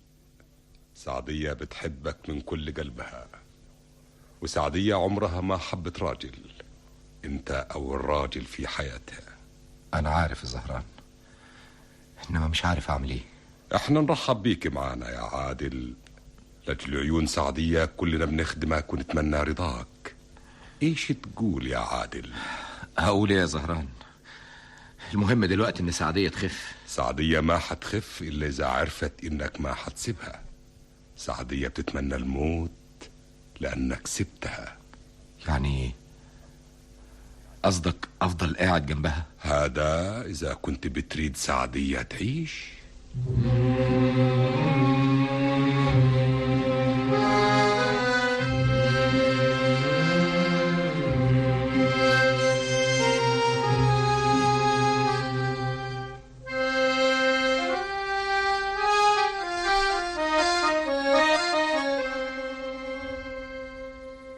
مبروك يا سعدية. أنا اتولدت من جديد يا عادل، وانت السبب. أنا سعيد أوي اللي خفيتي. انت ما عندكيش فكرة وانت عيانة كنت هتجنن. وليش وجهك أصفر يا عادل؟ لا أبدا يا حبيبي، طول الليل سهران جنبي. تسلم لي يا حبي. سعدية، نعم. دلوقتي أنا عاوز أقول لك حاجة، بس عاوزك تفهمي الكلام اللي هقوله لك. قول يا زين. الأجازة بتاعتي هتخلص بكرة، ولازم أسافر النهاردة. سافر؟ على وين؟ على مصر. أسافر معك. مش ممكن ليش مش ممكن؟ انت ما حترجع هنا تاني. مش عارف أقول لك إيه. قول الحقيقة، قول إيش بدك تعمل معاي، ما تخبي شيء يا عادل. أنا طلبت نقلي المنجم تاني. ها؟ أني ما بدك تقابلني يا عادل. يظهر ما بتحبني. ما بحبكيش. امال الحب يبقى ايه غير كده؟ الحب تضحية يا عادل، تضحي بكل شيء عشان حبيبك. يعني عاوزاني اعمل ايه؟ ما تتركني. يعني اسيب شغلي ومستقبلي وحياتي واقعد معاكي هنا؟ والدنيا ايش فيها غير اللقمة والهدمة وهدول حدانة؟ اقعد معاكم هنا؟ وليش لا؟ ونتجوز؟ إذا كنت بتريد، وإذا كنت ما بتريد أنا ما بريد منك شيء إلا إنك تكون معي. اسمع يا سعدية، تقدري تسيبي أهلك؟ أسيب أهلي؟ ما بقدر يا عادل. أهلي ما يستغنوا عني، وأنا ما بقدر أعيش إلا في الصحراء. أنا سعدية بنت الصحراء، وما بقدر أستغنى عن الصحراء ولا عن أهلي. طيب يا سعدية، أنا لازم بقى أسافر علشان أخلص حاجات كتير قوي. وحتعود يا عادل؟ هعود. عادل، القلب رادك وما بيريد غيرك، وحستناك لحد ما ترجع، حتى لو رجعت بعد 10 سنين. هرجع يا سعدية. سعدية، ايش بتريد يا عادل؟ أبوس. ها؟ ليش تقبلني؟ علشان بحبك. وكيف تسمح لنفسك تقبلني واني أني ماني زوجتك؟ احنا بنحب بعض. الحب ما هو قبلة، الحب قلبين صيرهم الحب قلب واحد. القبلة شيء تاني ما بريده إلا إذا كنت حلالك. عجيبة. ليش عجيبة؟ لأن الناس كلها فاهمة إن دليل الحب هو البوسة. لا، القبلة دليل شيء تاني غير الحب. عندك حق يا سعدية. الجبلة رسول الرغبة، والرغبة غير الحب. تديتيني درس كبير قوي، درس في الحب الطاهر النظيف. سعدية واقفة على رجليها. يا فرحتنا يا فرحتنا. كيف حالك يا زهران؟ الآن مليح مليح ما دمت يا زينة بخير. وإيش حال الأهل؟ بدهم يشوفوك يا زينة، واليوم حنحاكم سليمان. لا، ما هو اليوم. اليوم عادل حيسافر وبدنا نودعه. عادل يسافر؟ حتسيبنا يا عادل؟ عادل ما حيسيبنا، حيسافر ويرجع لنا تاني. انحروا لعادل، لموا الأهل واعملوا وليمة ما عملناها من قبل.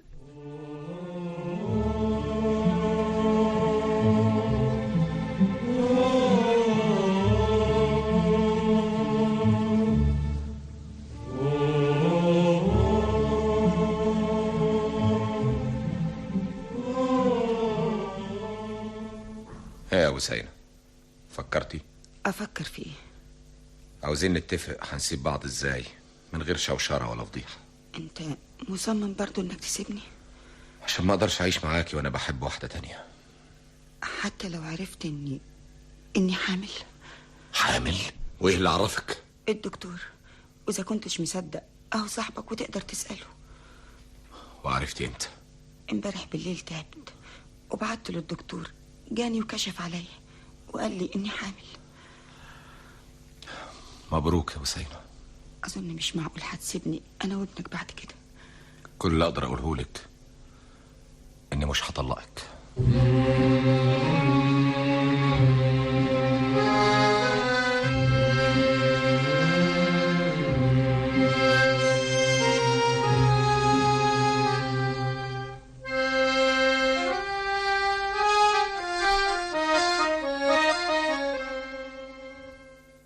ألف مبارك يا زينة. الله يبارك فيك يا زهران. يلا يا زهران عشان يخلى الجو للعروسين. مبارك يا عادل. الله يبارك فيك يا عبلة، عقبالك. تصبحي على خير يا زينة. وانت من أهلي يا عادل. ما بتريدي شي يا سعدية؟ بريد رضاك يا عم. الله يرضى عليك وعلينا.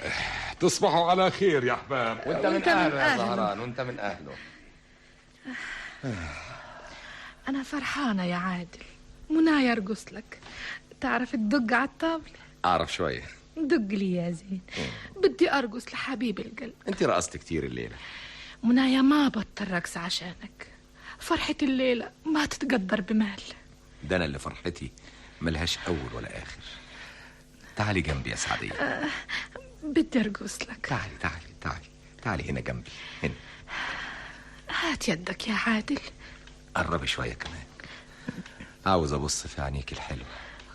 إيش تشوف في عينيا يا زين؟ بشوف عالم كبير من الحب والتضحية والنور. بشوف معاني الإخلاص والوفاء والطهر والشرف. أنت بتقول فيا شعر يا عادل؟ يا ريت نعرف أقول شعر وأنا كنت أكتب فيكي قصايد طويلة ملهاش أول ولا آخر. أنا ما استاهلك يا عادل. أنت راجل.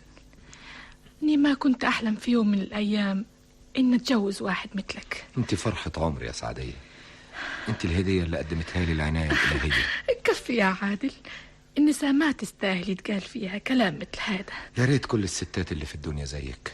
ما كانش بقى فيه راجل يشتكي ولا بقى فيه بيت حزين. كانت كل الرجالة عاشت في الجنة، جنة الدنيا. لا يا عادل، أنت بتدللي. أنا ما بدي تقول كلام مثل هذا. بدي تعلمني وتربيني. أنا عجينة في يدك. إيش بتريد أكون؟ لا أنا مش عاوزك تتغيري. أنا عاوزك كده زي ما أنتي، بفطرتك السليمة، بروحك الطاهرة اللي ما تلوثتش. عاوزك سعدية اللي عرفتها في أول يوم. خدامتك يا عادل. أنت حبي وشبابي وأملي يا زينة.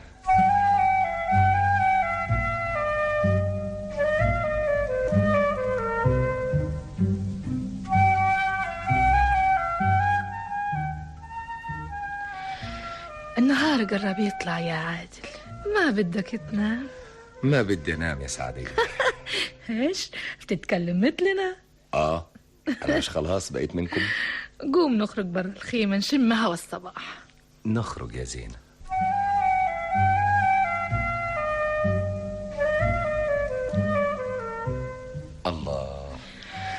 شايفة شروق الشمس يا سعدية؟ ايش بتقول الشمس؟ بتقول يوم سعيد ونهار جديد وأمال حلوة على الناس والدنيا. وايش بتقول كمان؟ بتقول يا فرحة عادل بسعدية. وبتقول كمان يا هنا سعدية بزين الرجال وستهم. وبتقول كمان الله، دي عبلة صحت اهي وجايه لنا. صباح الخير. صباح الخير. زينة والله يا عابلة. ايه اللي صحاكي دلوقتي يا عبلة؟ معايا اللبن الصابح الله. والخبز ساخن وجبني وعسل لاجل تفطر. حبيبة والله يا عابلة. والشاي على النار.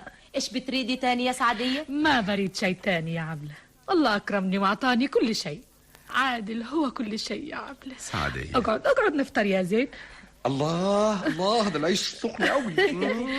تسلم ايديك يا عبلة، بحق فكرتيني. ها؟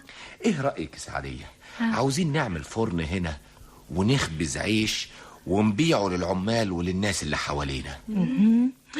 وإيش بتريد من هذا؟ نكسب فلوس. احنا بنكسب فلوس. لا يا سعدية، لا، انا عاوز نكسب فلوس بشغلنا. عاوزين ناكل لقمة عيشنا بعرق جبيننا، مش عاوز نمد ايدينا للناس.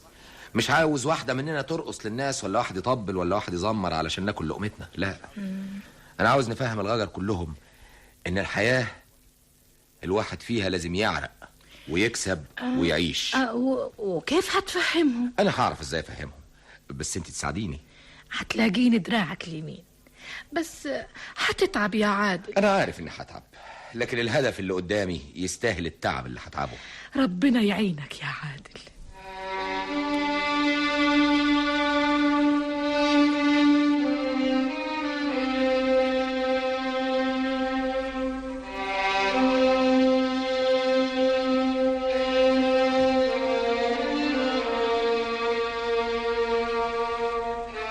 ماما اتجوزها يا ماما، اتجوزها. هي مين اللي اتجوزها دي؟ عادل اتجوز البنت الغجرية. ايه؟ وعرفت ازاي؟ احمد زميله بعت لي جواب. يمكن بيكذب عليك يا بنتي. ويكذب عليا ليه يا ماما؟ طب وهتعملي ايه؟ مش عارفة. مش عارفة ازاي يا ابو سيد؟ لازم تفكري كويس يا بنتي وترسلك على بر. اروح له، لكن لو رحت له هيطردني زي المرة اللي فاتت. والمصيبة ان ساب وظيفته، استقال يا ماما. ايه؟ ساب وظيفته؟ وهيعيش منين؟ انا عارفة يا ماما، احمد بيقول لي انه قلع البدلة ولبس زي الغجر. يا دي الفضيحة. انت يا بنتي بعد كده ما بقالكيش قعد مع الجدع ده ابدا. واللي في بطني يا ماما مش ابنه. نزليه. انزل ابني؟ اقتل روح؟ وترضي ان ابنك يبقى ابوه غجري من اللي بيدوروا بالطبلة ورا الستات يرقصوها ولا يدور له على حاجة يسرقها؟ ترضي؟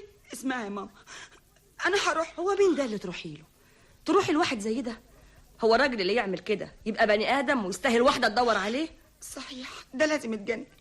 مفيش راجل عاقل يعمل كده. اسمعي يا ابو سيد، انت تروحي تسقطي نفسك وتطلبوا منه الطلاق، ولو مرضيش يطلقك ترفعي قضية، والقاضي اول ما هيسمع اللي عمله هيحكم بطلاقك على طول، وتتجوزي ابن عمك. وما كنتيش عايزه ابن عمك مليون يتمنوكي. بس انا لسه بحبه بعد كل اللي عمله فيكي ده كله. ايوه يا ماما بحبه.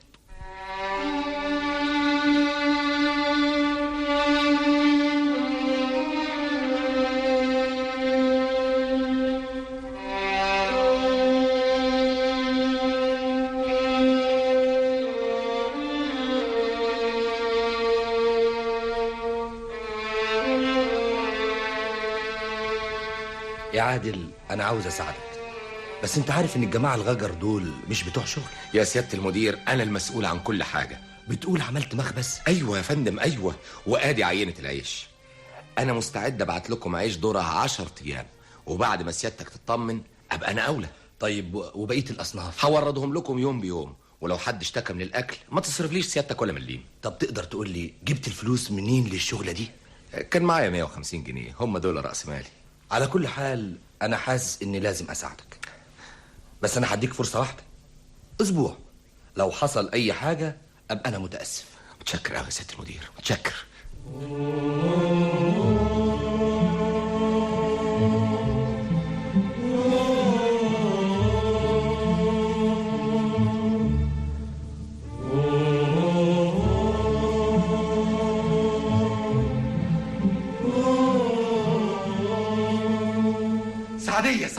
سعدية ليش فرحان كده يا عادل؟ مدير المانجا موافق على اننا نورد جميع اصناف المأكولات للعمال والموظفين والمهندسين.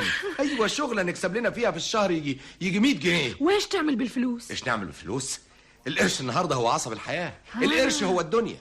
بالقرش اللي هنكسبه نقدر ناكل لقمة عيش حلال، ونقدر نعمل مشاريع تانية. بدل ما اهلك قاعدين طول النهار وطول الليل لا شغله ولا مشغله، يشتغلوا يعرقوا يكسبوا قرش بعرق جبينهم. انت قلت الاهلي والغجر الكلام ده؟ هقول لهم بس بعد ما انفذ المشروع ده الاول.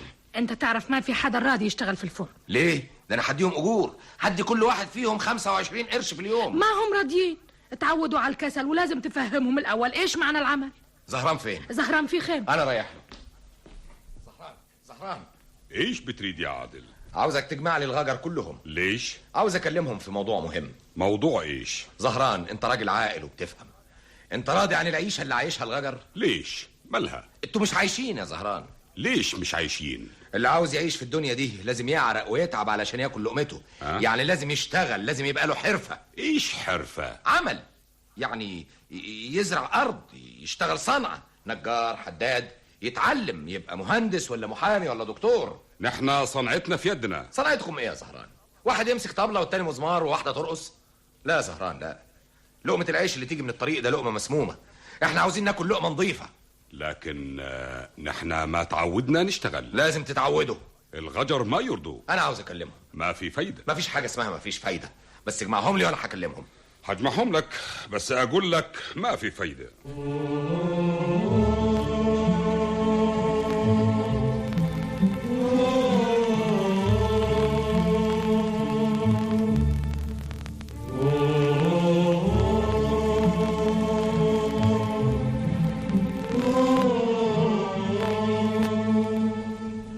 وليش نشتغل ونتعب نفسنا ما دام اللقمة موجودة وبنلاقيها؟ اشتغل انت يا عادل واحنا ما بدنا، احنا راضيين بلقمتنا وما بدنا نغير حالنا. انتوا مش عايشين، انتم اموات. الناس اللي ما بتاكلش لقمتها من عرق جبينها تبقى اموات. احنا طول عمرنا عايشين بالطريقة دي وما بنغير حال. كنتم عايشين غلط، وجت الفرصة علشان تبقوا بني ادمين ولكم كيان في وسط الناس. ايش كيان وايش ناس؟ انت مجنون، احنا ما ناقصين مجانين. يلا يا رجال استنوا هنا، اسمعوني كويس. انا بفتح لكم الطريق لحياة افضل، لحياة نظيفة. انا بعرض عليكم دلوقتي اللي عاوز يشتغل معايا في الفرن هديله 50 قرش في اليوم. انا هستنى في الفرن، فكروا كويس واللي يوافق يجيلي على الفرن.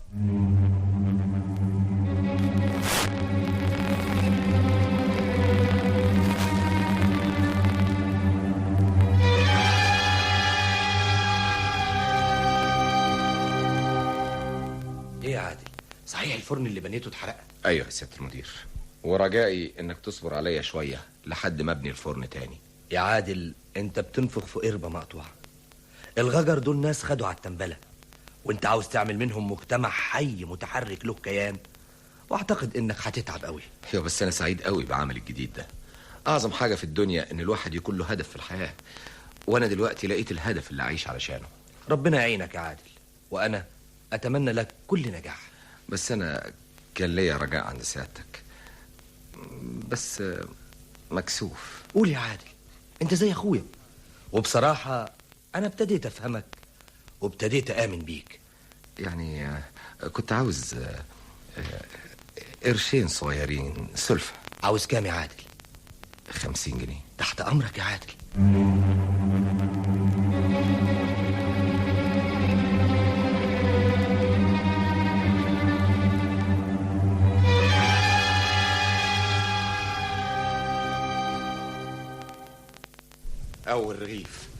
اول رغيف نعمله بعرق جبنة. الرغيف ده هناكله كلنا. خد يا سعدية، وانت يا عادل، وانت يا زهران. ايوه خد باقي الرغيف فرقه على الرجاله كلها. وانت ليش ما تاكل منه؟ انا هاخد من نايبه. خد يا عادل. دلوقتي بقى عاوزين نخلص خبيز قبل الساعة 11 علشان نلحق نورد عيش الغدا. ها يلا يا سعدية. يلا. اهنيك يا عادل، انا دلوقتي متهيألي ان انا اللي نجحت. الفضل لك يا سيادة المدير. عجيبة، يظهر ان مفيش حاجة مستحيلة في الدنيا. العزيمة والصبر والكفاح بيحققوا كل حاجة. المهم ان الواحد يؤمن بالعمل اللي بيعمله. يلزم اي خدمة تانية؟ عاوز فلوس؟ الحمد لله يا فندم، الفلوس اللي خدتها من سيادتك لسه فاضل منها. طيب يا عادل، انا عندي جواب ليك. جواب؟ ايوه، خد. يظهر انه من الست بتاعتك. حبيبي وزوجي العزيز عادل، بلغني أنك تزوجت المرأة التي تحبها، وبلغني أنك سعيد في حياتك الجديدة، وإن كان قلبي يقطر دما على فراقك، ولكنني راضية ما دمت أنت سعيد، فإن سعادتك هي التي أتمناها. عادل، كل ما أخشاه أن يخرج ابننا إلى هذا العالم فيجد نفسه قد فقد أباه قبل أن يرى النور. إننا في انتظار عودتك الحبيبة إلينا. أرجو أن تذكرني يا عادل، ولا تنسى أنني لا زلت أحبك وسأظل أحبك حتى أموت. زوجتك الحبيبة بثينة. إيه يا عادل، في أخبار سيئة؟ بثينة يظهر إنها تعبانة قوي. طبعا، واحدة ست يضيع منها جوزها اللي بتحبه بعد أسبوعين من جوازها لازم تبقى تعبانة، وخصوصا إذا كانت حامل. وإيه اللي أقدر أعمله؟ على كل حال، كل شيء وله نهاية. أيوة صحيح، كل شيء وله نهاية.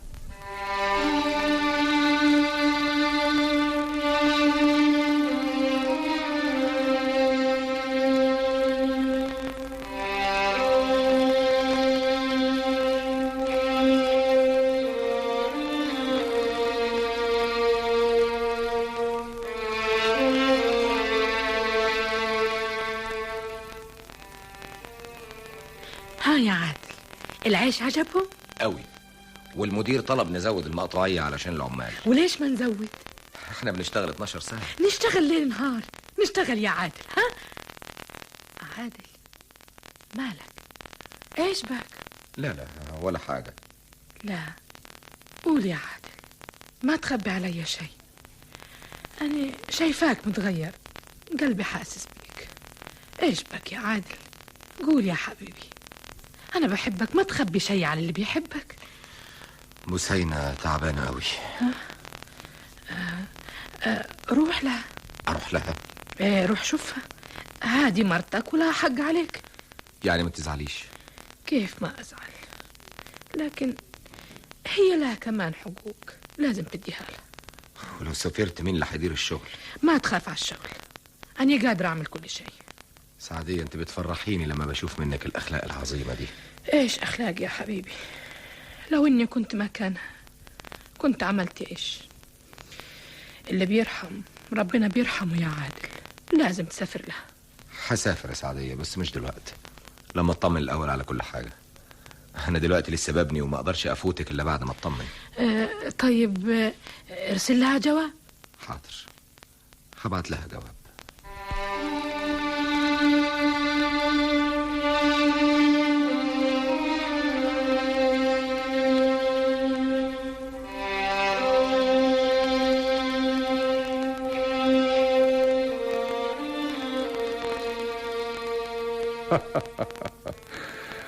والله بقالنا كتير ما سهرنا يا عادل ولا رقصنا.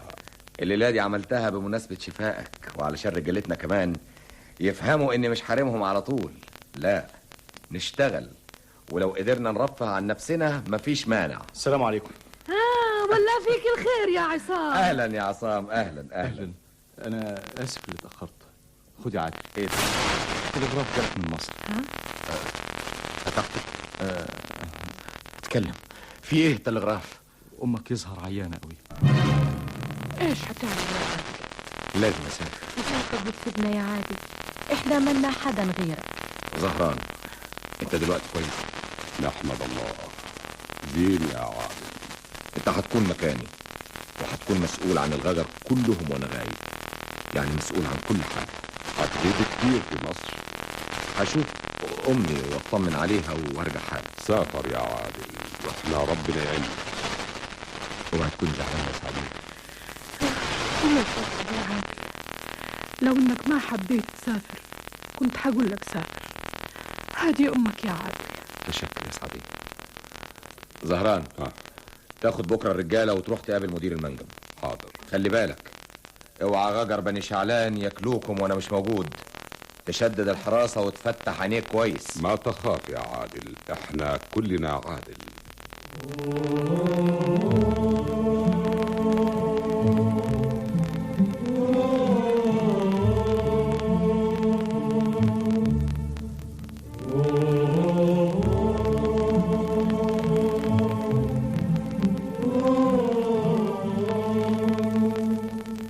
ايه ده؟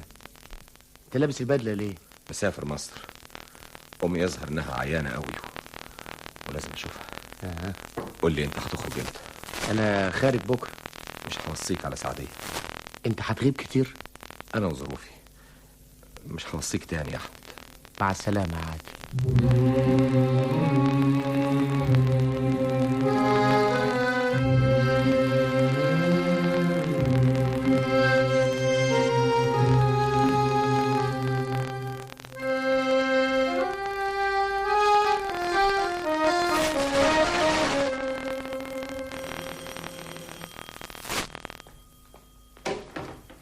عادل، اهلا وسهلا. ايه يا خالتي؟ امي مالها؟ تعبانه قوي يا عادل، بقالها يومين في غيبوبه.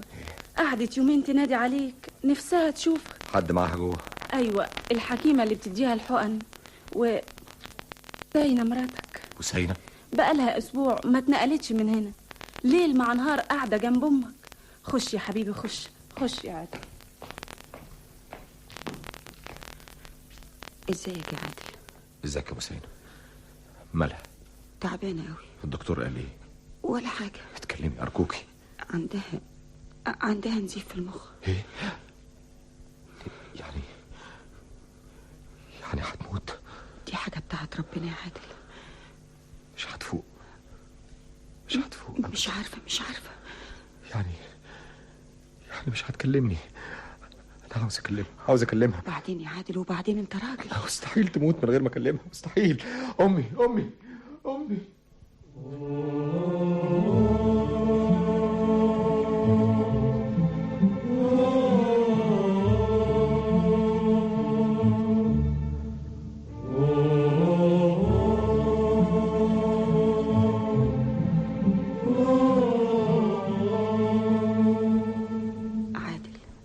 عادل. ها؟ ايه يا ابو سينة؟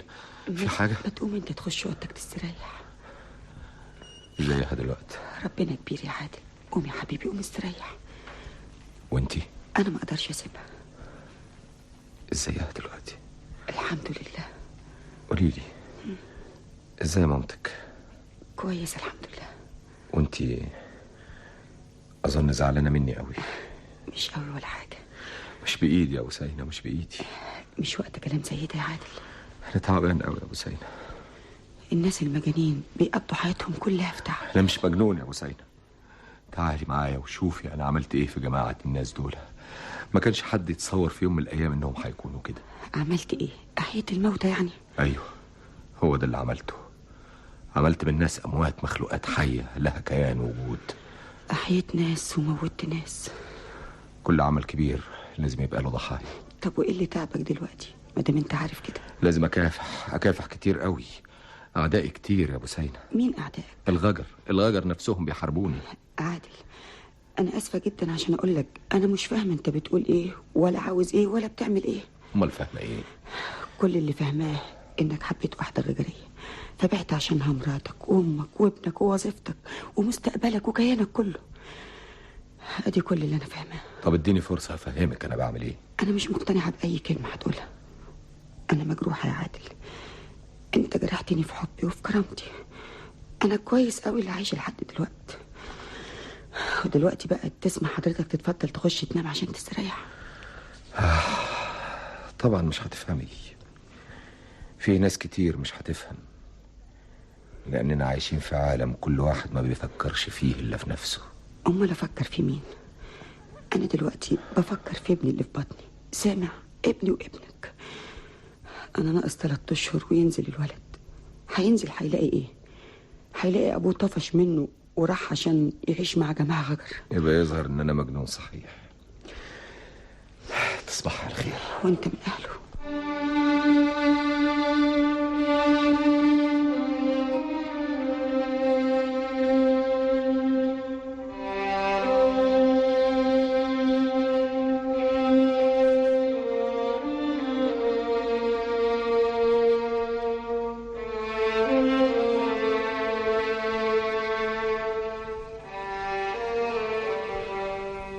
يا رب يا رب، ما بقاليش حد اروح له غيرك.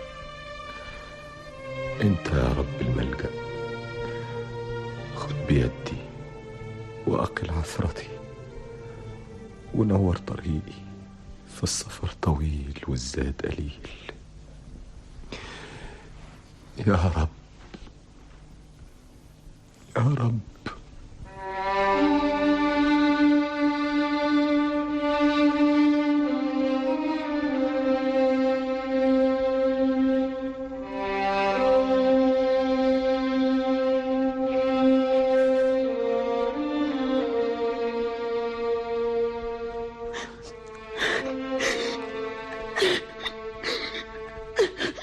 ايه يا ابو سعيد؟ ايه يا ابو سعيد؟ حصل حاجه يا ابو سعيد؟ ها؟ هي في حياتك يا عادل.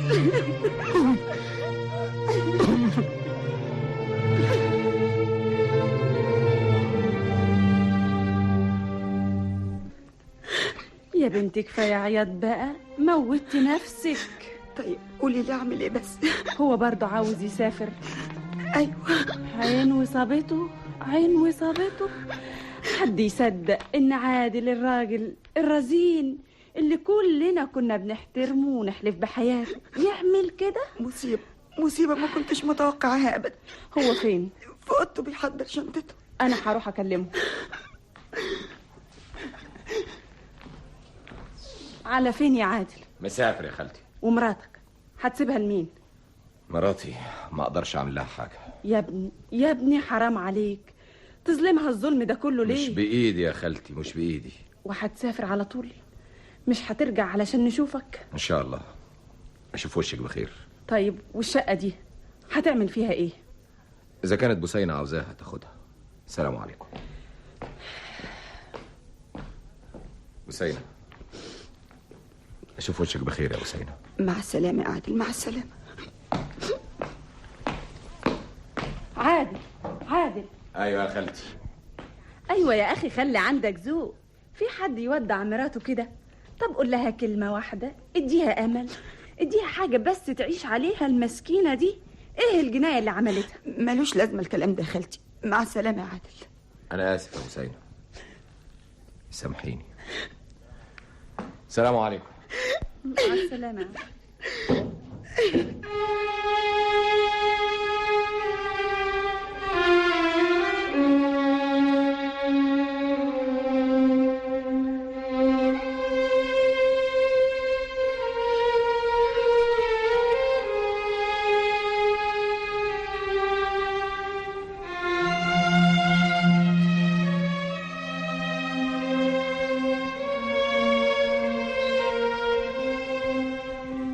سعدية.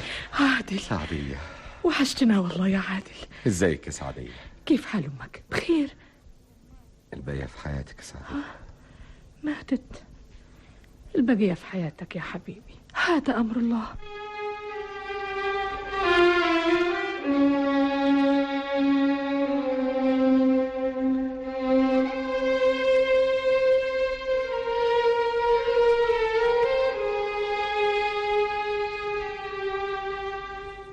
انت مجنون يا احمد، لازم نبلغ البوليس. عادل موتوه الغجر. طيب نستنى شويه يمكن يرجع ولا حاجه. يرجع فين؟ واحد يختفي 24 ساعه ويرجع؟ احنا في صحراء يا اخي، هيروح فين يعني؟ طب علشان خاطري نستنى شويه. اسمع، انا هبعت تلغراف لبوسينة، دي مراته هي اللي تتصرف. ايه بوسينة مراته؟ ايوه. انت عاوز تقلب الدنيا؟ يعني نسكت ونسيبه يروح في داهيه؟ اقول لك اتصرف زي ما انت عاوز. احضري حالا. عادل اختفى ولا نعرف مكانه. عصام. ماما خدي لي التلغراف ده. ايه التلغراف ده؟ ايه؟ اختفى؟ لازم الغجر قتلوه. انا هسافر. ايه؟ تسافري وانت في شهرك؟ انت مجنونه؟ لازم اطمن على عادل. بس هتموت انت وهتموتي الجنين. هتستحملي مخمطة العربية والسكة الحديد ازاي؟ لا يا بنتي لا، حرام عليك يا بوسينة. يعني ده رأيك؟ طبعا يا بنتي، ولو سافرتي تبقي مجنونة.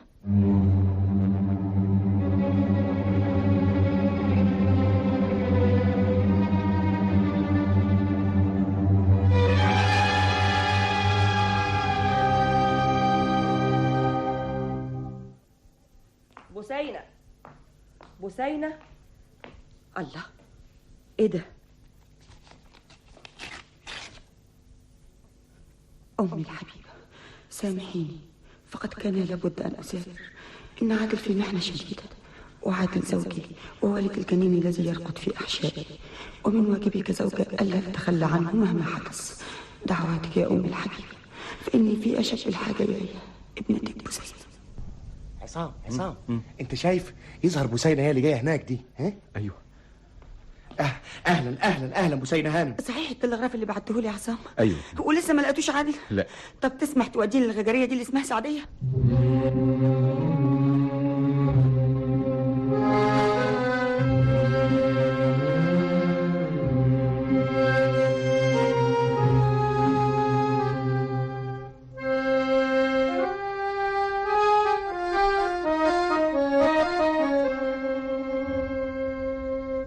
مفيش بيوت؟ لا، ما هي الخيم بيوتهم. وعادل اللي عايش هنا؟ ايوه. شايفه اللي قاعدين بيشتغلوا دول في السجاد؟ اهو عادل هو اللي عمل المصنع ده، وهو اللي جاب ناس تعلمهم، وده مصنع لسبتها، وعمل فرن بيورد عيش المنطقه كلها. يعني عمل من الغجر ناس بتشتغل وبتكسب لقمتها من عرق جبينها. ايه رايك؟ عادل عمل ده كله وعاوز يشتري الارض دي من الحكومه عشان يزرعها. يعني عادل ما كانش بيكذب عليا. عادل بيأدي رسالة كبيرة وفي حاجة للي يساعده. أنا حبيت عادل لما عرفته على حقيقته، وعرفت الهدف الكبير اللي هو بيضحي بنفسه علشانه. عادل إنسان يا بوسينة، إنسان عايش لغيره مش لنفسه. إحنا قربنا على خيمة سعدية، وأرجوك للمرة الأخيرة إنك يا أحمد، أنا مش الإنسان اللي أنت متصورها، أنا برضه عندي أخلاق. سعدية ايش بتريد يا احمد؟ ضيوف يا سعدية. يا مرحبا بالضيوف، اهلا وسهلا. اهلا وسهلا.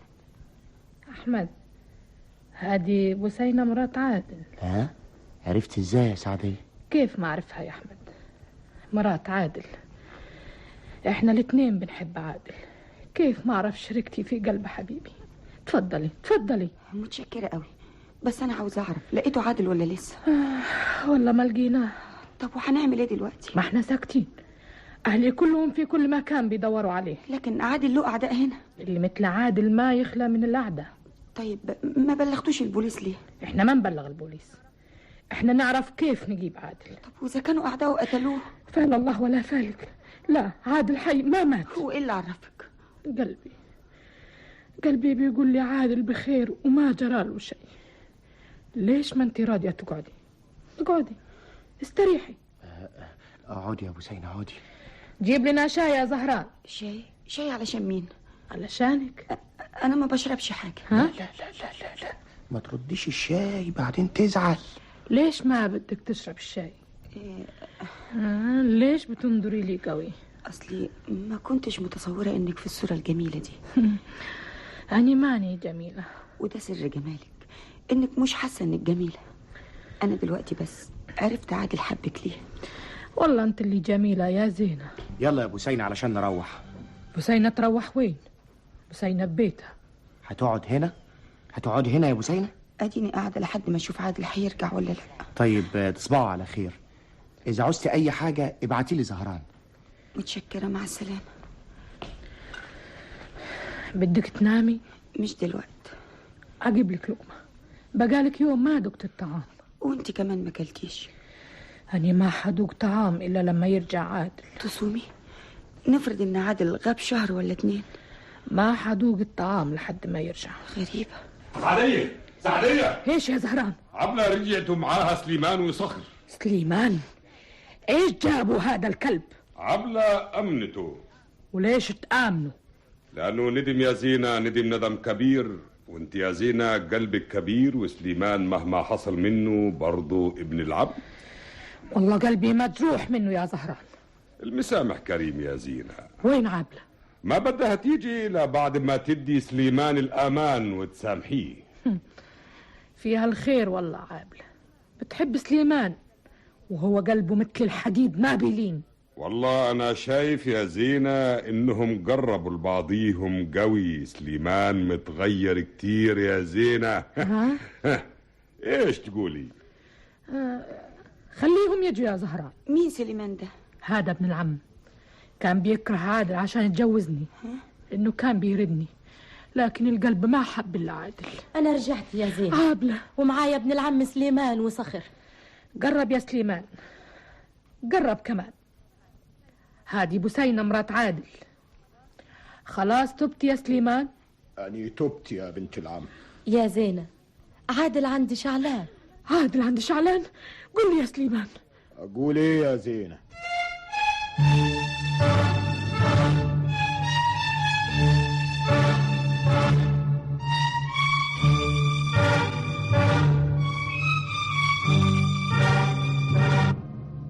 وبعدين يا عادل وبعدين؟ هي ماتت. تعال شوف يا احمد. ماتت ايه يا عادل؟ بس هي مغمى عليها والدكتور اداها شويه حقن ودلوقتي هتفوق. نضها كويس قوي. سعديه اهي فاقت اهي. صحيح سعديه. انا عادل. انت رجعت يا حبيبي القلب. الحمد لله على سلامتك يا زين. يا سعديه مالك؟ ما في شيء يا عادل. أنا مليح يا حبيبي القلب. وحشتيني قوي. مش قد يا عادل. طب مش تقومي كده علشان نفرح وتكمل فرحتنا كلنا؟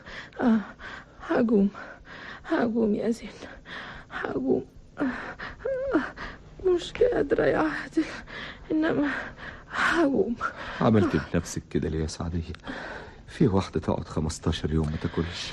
دلوقتي تاكل يا عادل. روح يا زين عشان تفرح بالمولود. ما اقدرش اسيبك. لا تزعلني يا حبيبي. بسينة لها حقوق زي ما لي حقوق. روح لها يا عادل. وسيبك. سعدية عندها حق يا عادل. بسينة محتاجاك تكون جنبها دلوقتي. بسينة في حالة خطر. ما تفكر يا حبيبي. يلا يا عادل، مع السلامة. مع السلامة يا حبيبي القلب.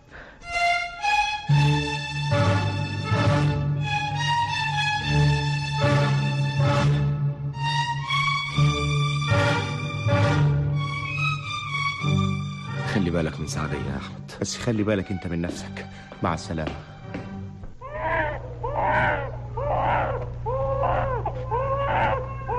ايه يا دكتور؟ مبروك يا عادل. ايه؟ بنت. الحمد لله. وبسينة ازيها؟ لسه تحت تأثير البنج، انما حالتها مش بطالة. بنتي. ها، وهتسميها ايه؟ لما تفوق بسينة اخد رأيها.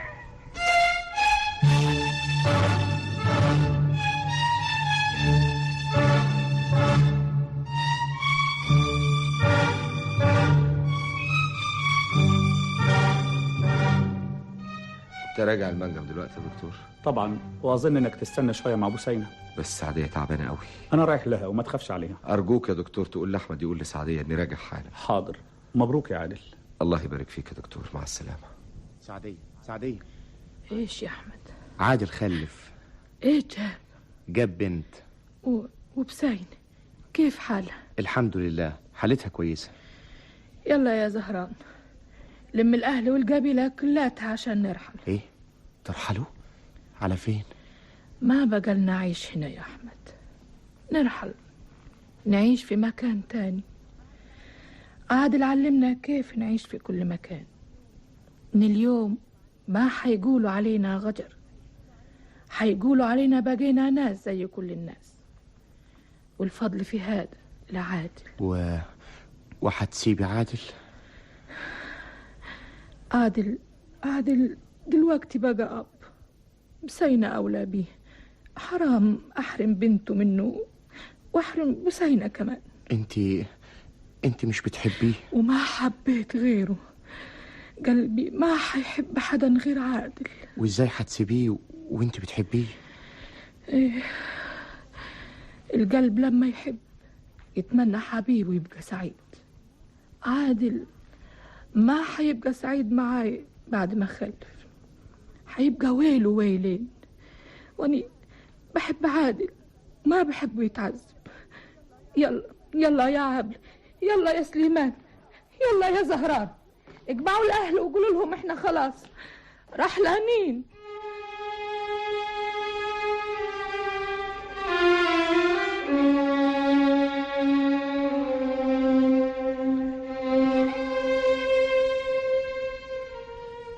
عصام اقرصني. ليه؟ عاوز اتاكد اذا كنت بحلم ولا صحيح. مش مصدق ان سعديه مشيت. مش مصدق اني مش هشوف سعديه بعد كده. ولا انا مصدق ان قصه حب سعديه وعادل هتنتهي النهايه دي. سعديه ادتنا مثل كبير للحب، علمتنا ان الحب تضحيه وايثار، عمر الحب ما كان انانيه. شايف يا احمد؟ سعديه واهلها بعدوا قوي. ايوه، بقوا نقطه بعيده وبتختفي شويه شويه. غابت النقطه، ابتلعتها الصحراء وضاعت في الرمال. لكن مش من السهل اننا هننسى سعديه الغجريه.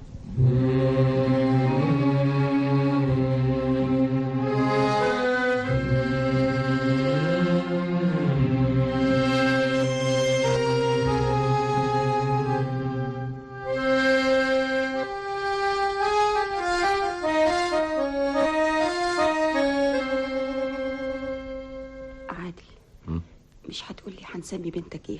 مش دلوقتي، بعدين. انا راجع المنجم دلوقتي. انا جايه معاك. لا مش ممكن. وانا مستحيل هسيبك. بنتك دي مين هيربيها؟ بنتي يخلصك تتربى بعيد عنك يا عادل. انت دلوقتي بقيت اب. وهتروحي تقعدي فين هناك؟ هقعد مع سعديه دلوقتي بقت زي اختي. انا بحب سعديه يا عادل وهي بتحبني، وتاكد اننا هنعيش مع بعض زي الاخوات. هتتعبي يا بوسينة، هتتعبي قوي، دي حياه جافه ومش هتستحمليها. انا عاوز اشاركك حياتك في كل مكان، في المدينه، في الصحراء، في قصر، في خيمه، بس ما تبعدنيش عنك يا عادل. بلاش عشان خاطري انا، عشان خاطر بنتك. اتكلم يا عادل، قول انك مش هتسيبني. اتكلم يا عادل.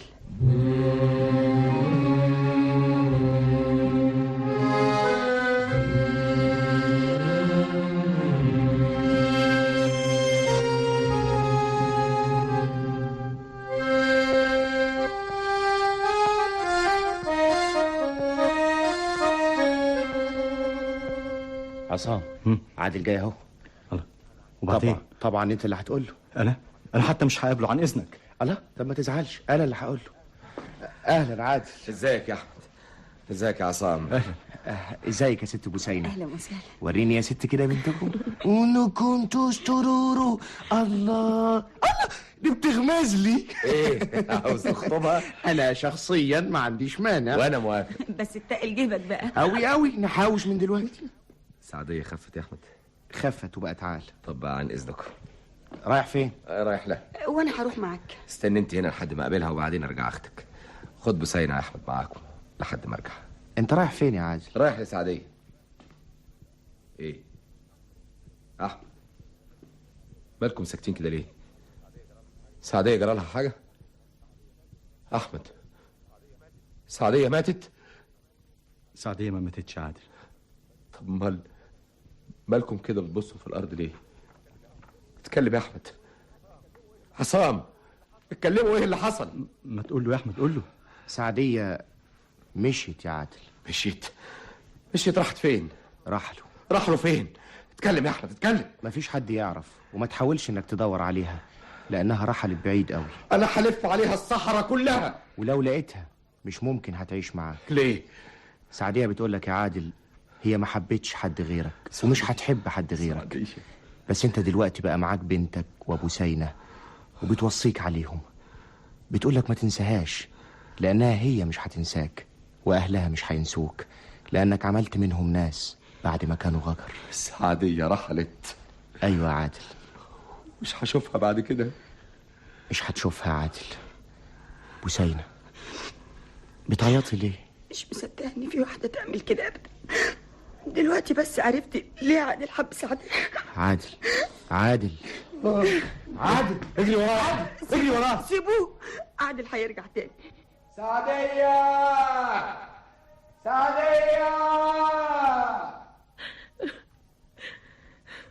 ليش بتبكي يا سعدية؟ عادل، شايفة عادل يا عامر، شايفاه بقلبي وهو بينادي علي، صوته مالي علي الصحراء كلها. نادي عليه انت كمان يا زينة. عادل سعدية. عادل قوم يا حبيبي عشان نروح. قوم. روح. ايوه حبيبي، بنتك بتعيط، حاسه ان ابوها زعلان. اسمع يا عادل، ايه رأيك نسمي البنت سعدية؟ سعدية؟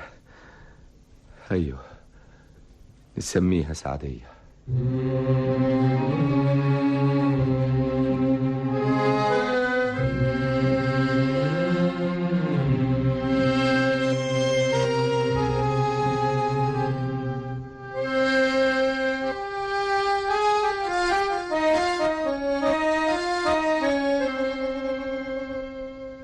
سعدية الغجرية كتبها للإذاعة محمود إسماعيل. اشترك بالتمثيل هدى سلطان في دور سعدية، زهرة العلا بسينة، عمر الحريري عادل، رجاء حسين عبلة، محمود إسماعيل سليمان، عبد الرحمن أبو زهرة أحمد، عبد العزيز مكيوي عصام، محمد السبع زهران،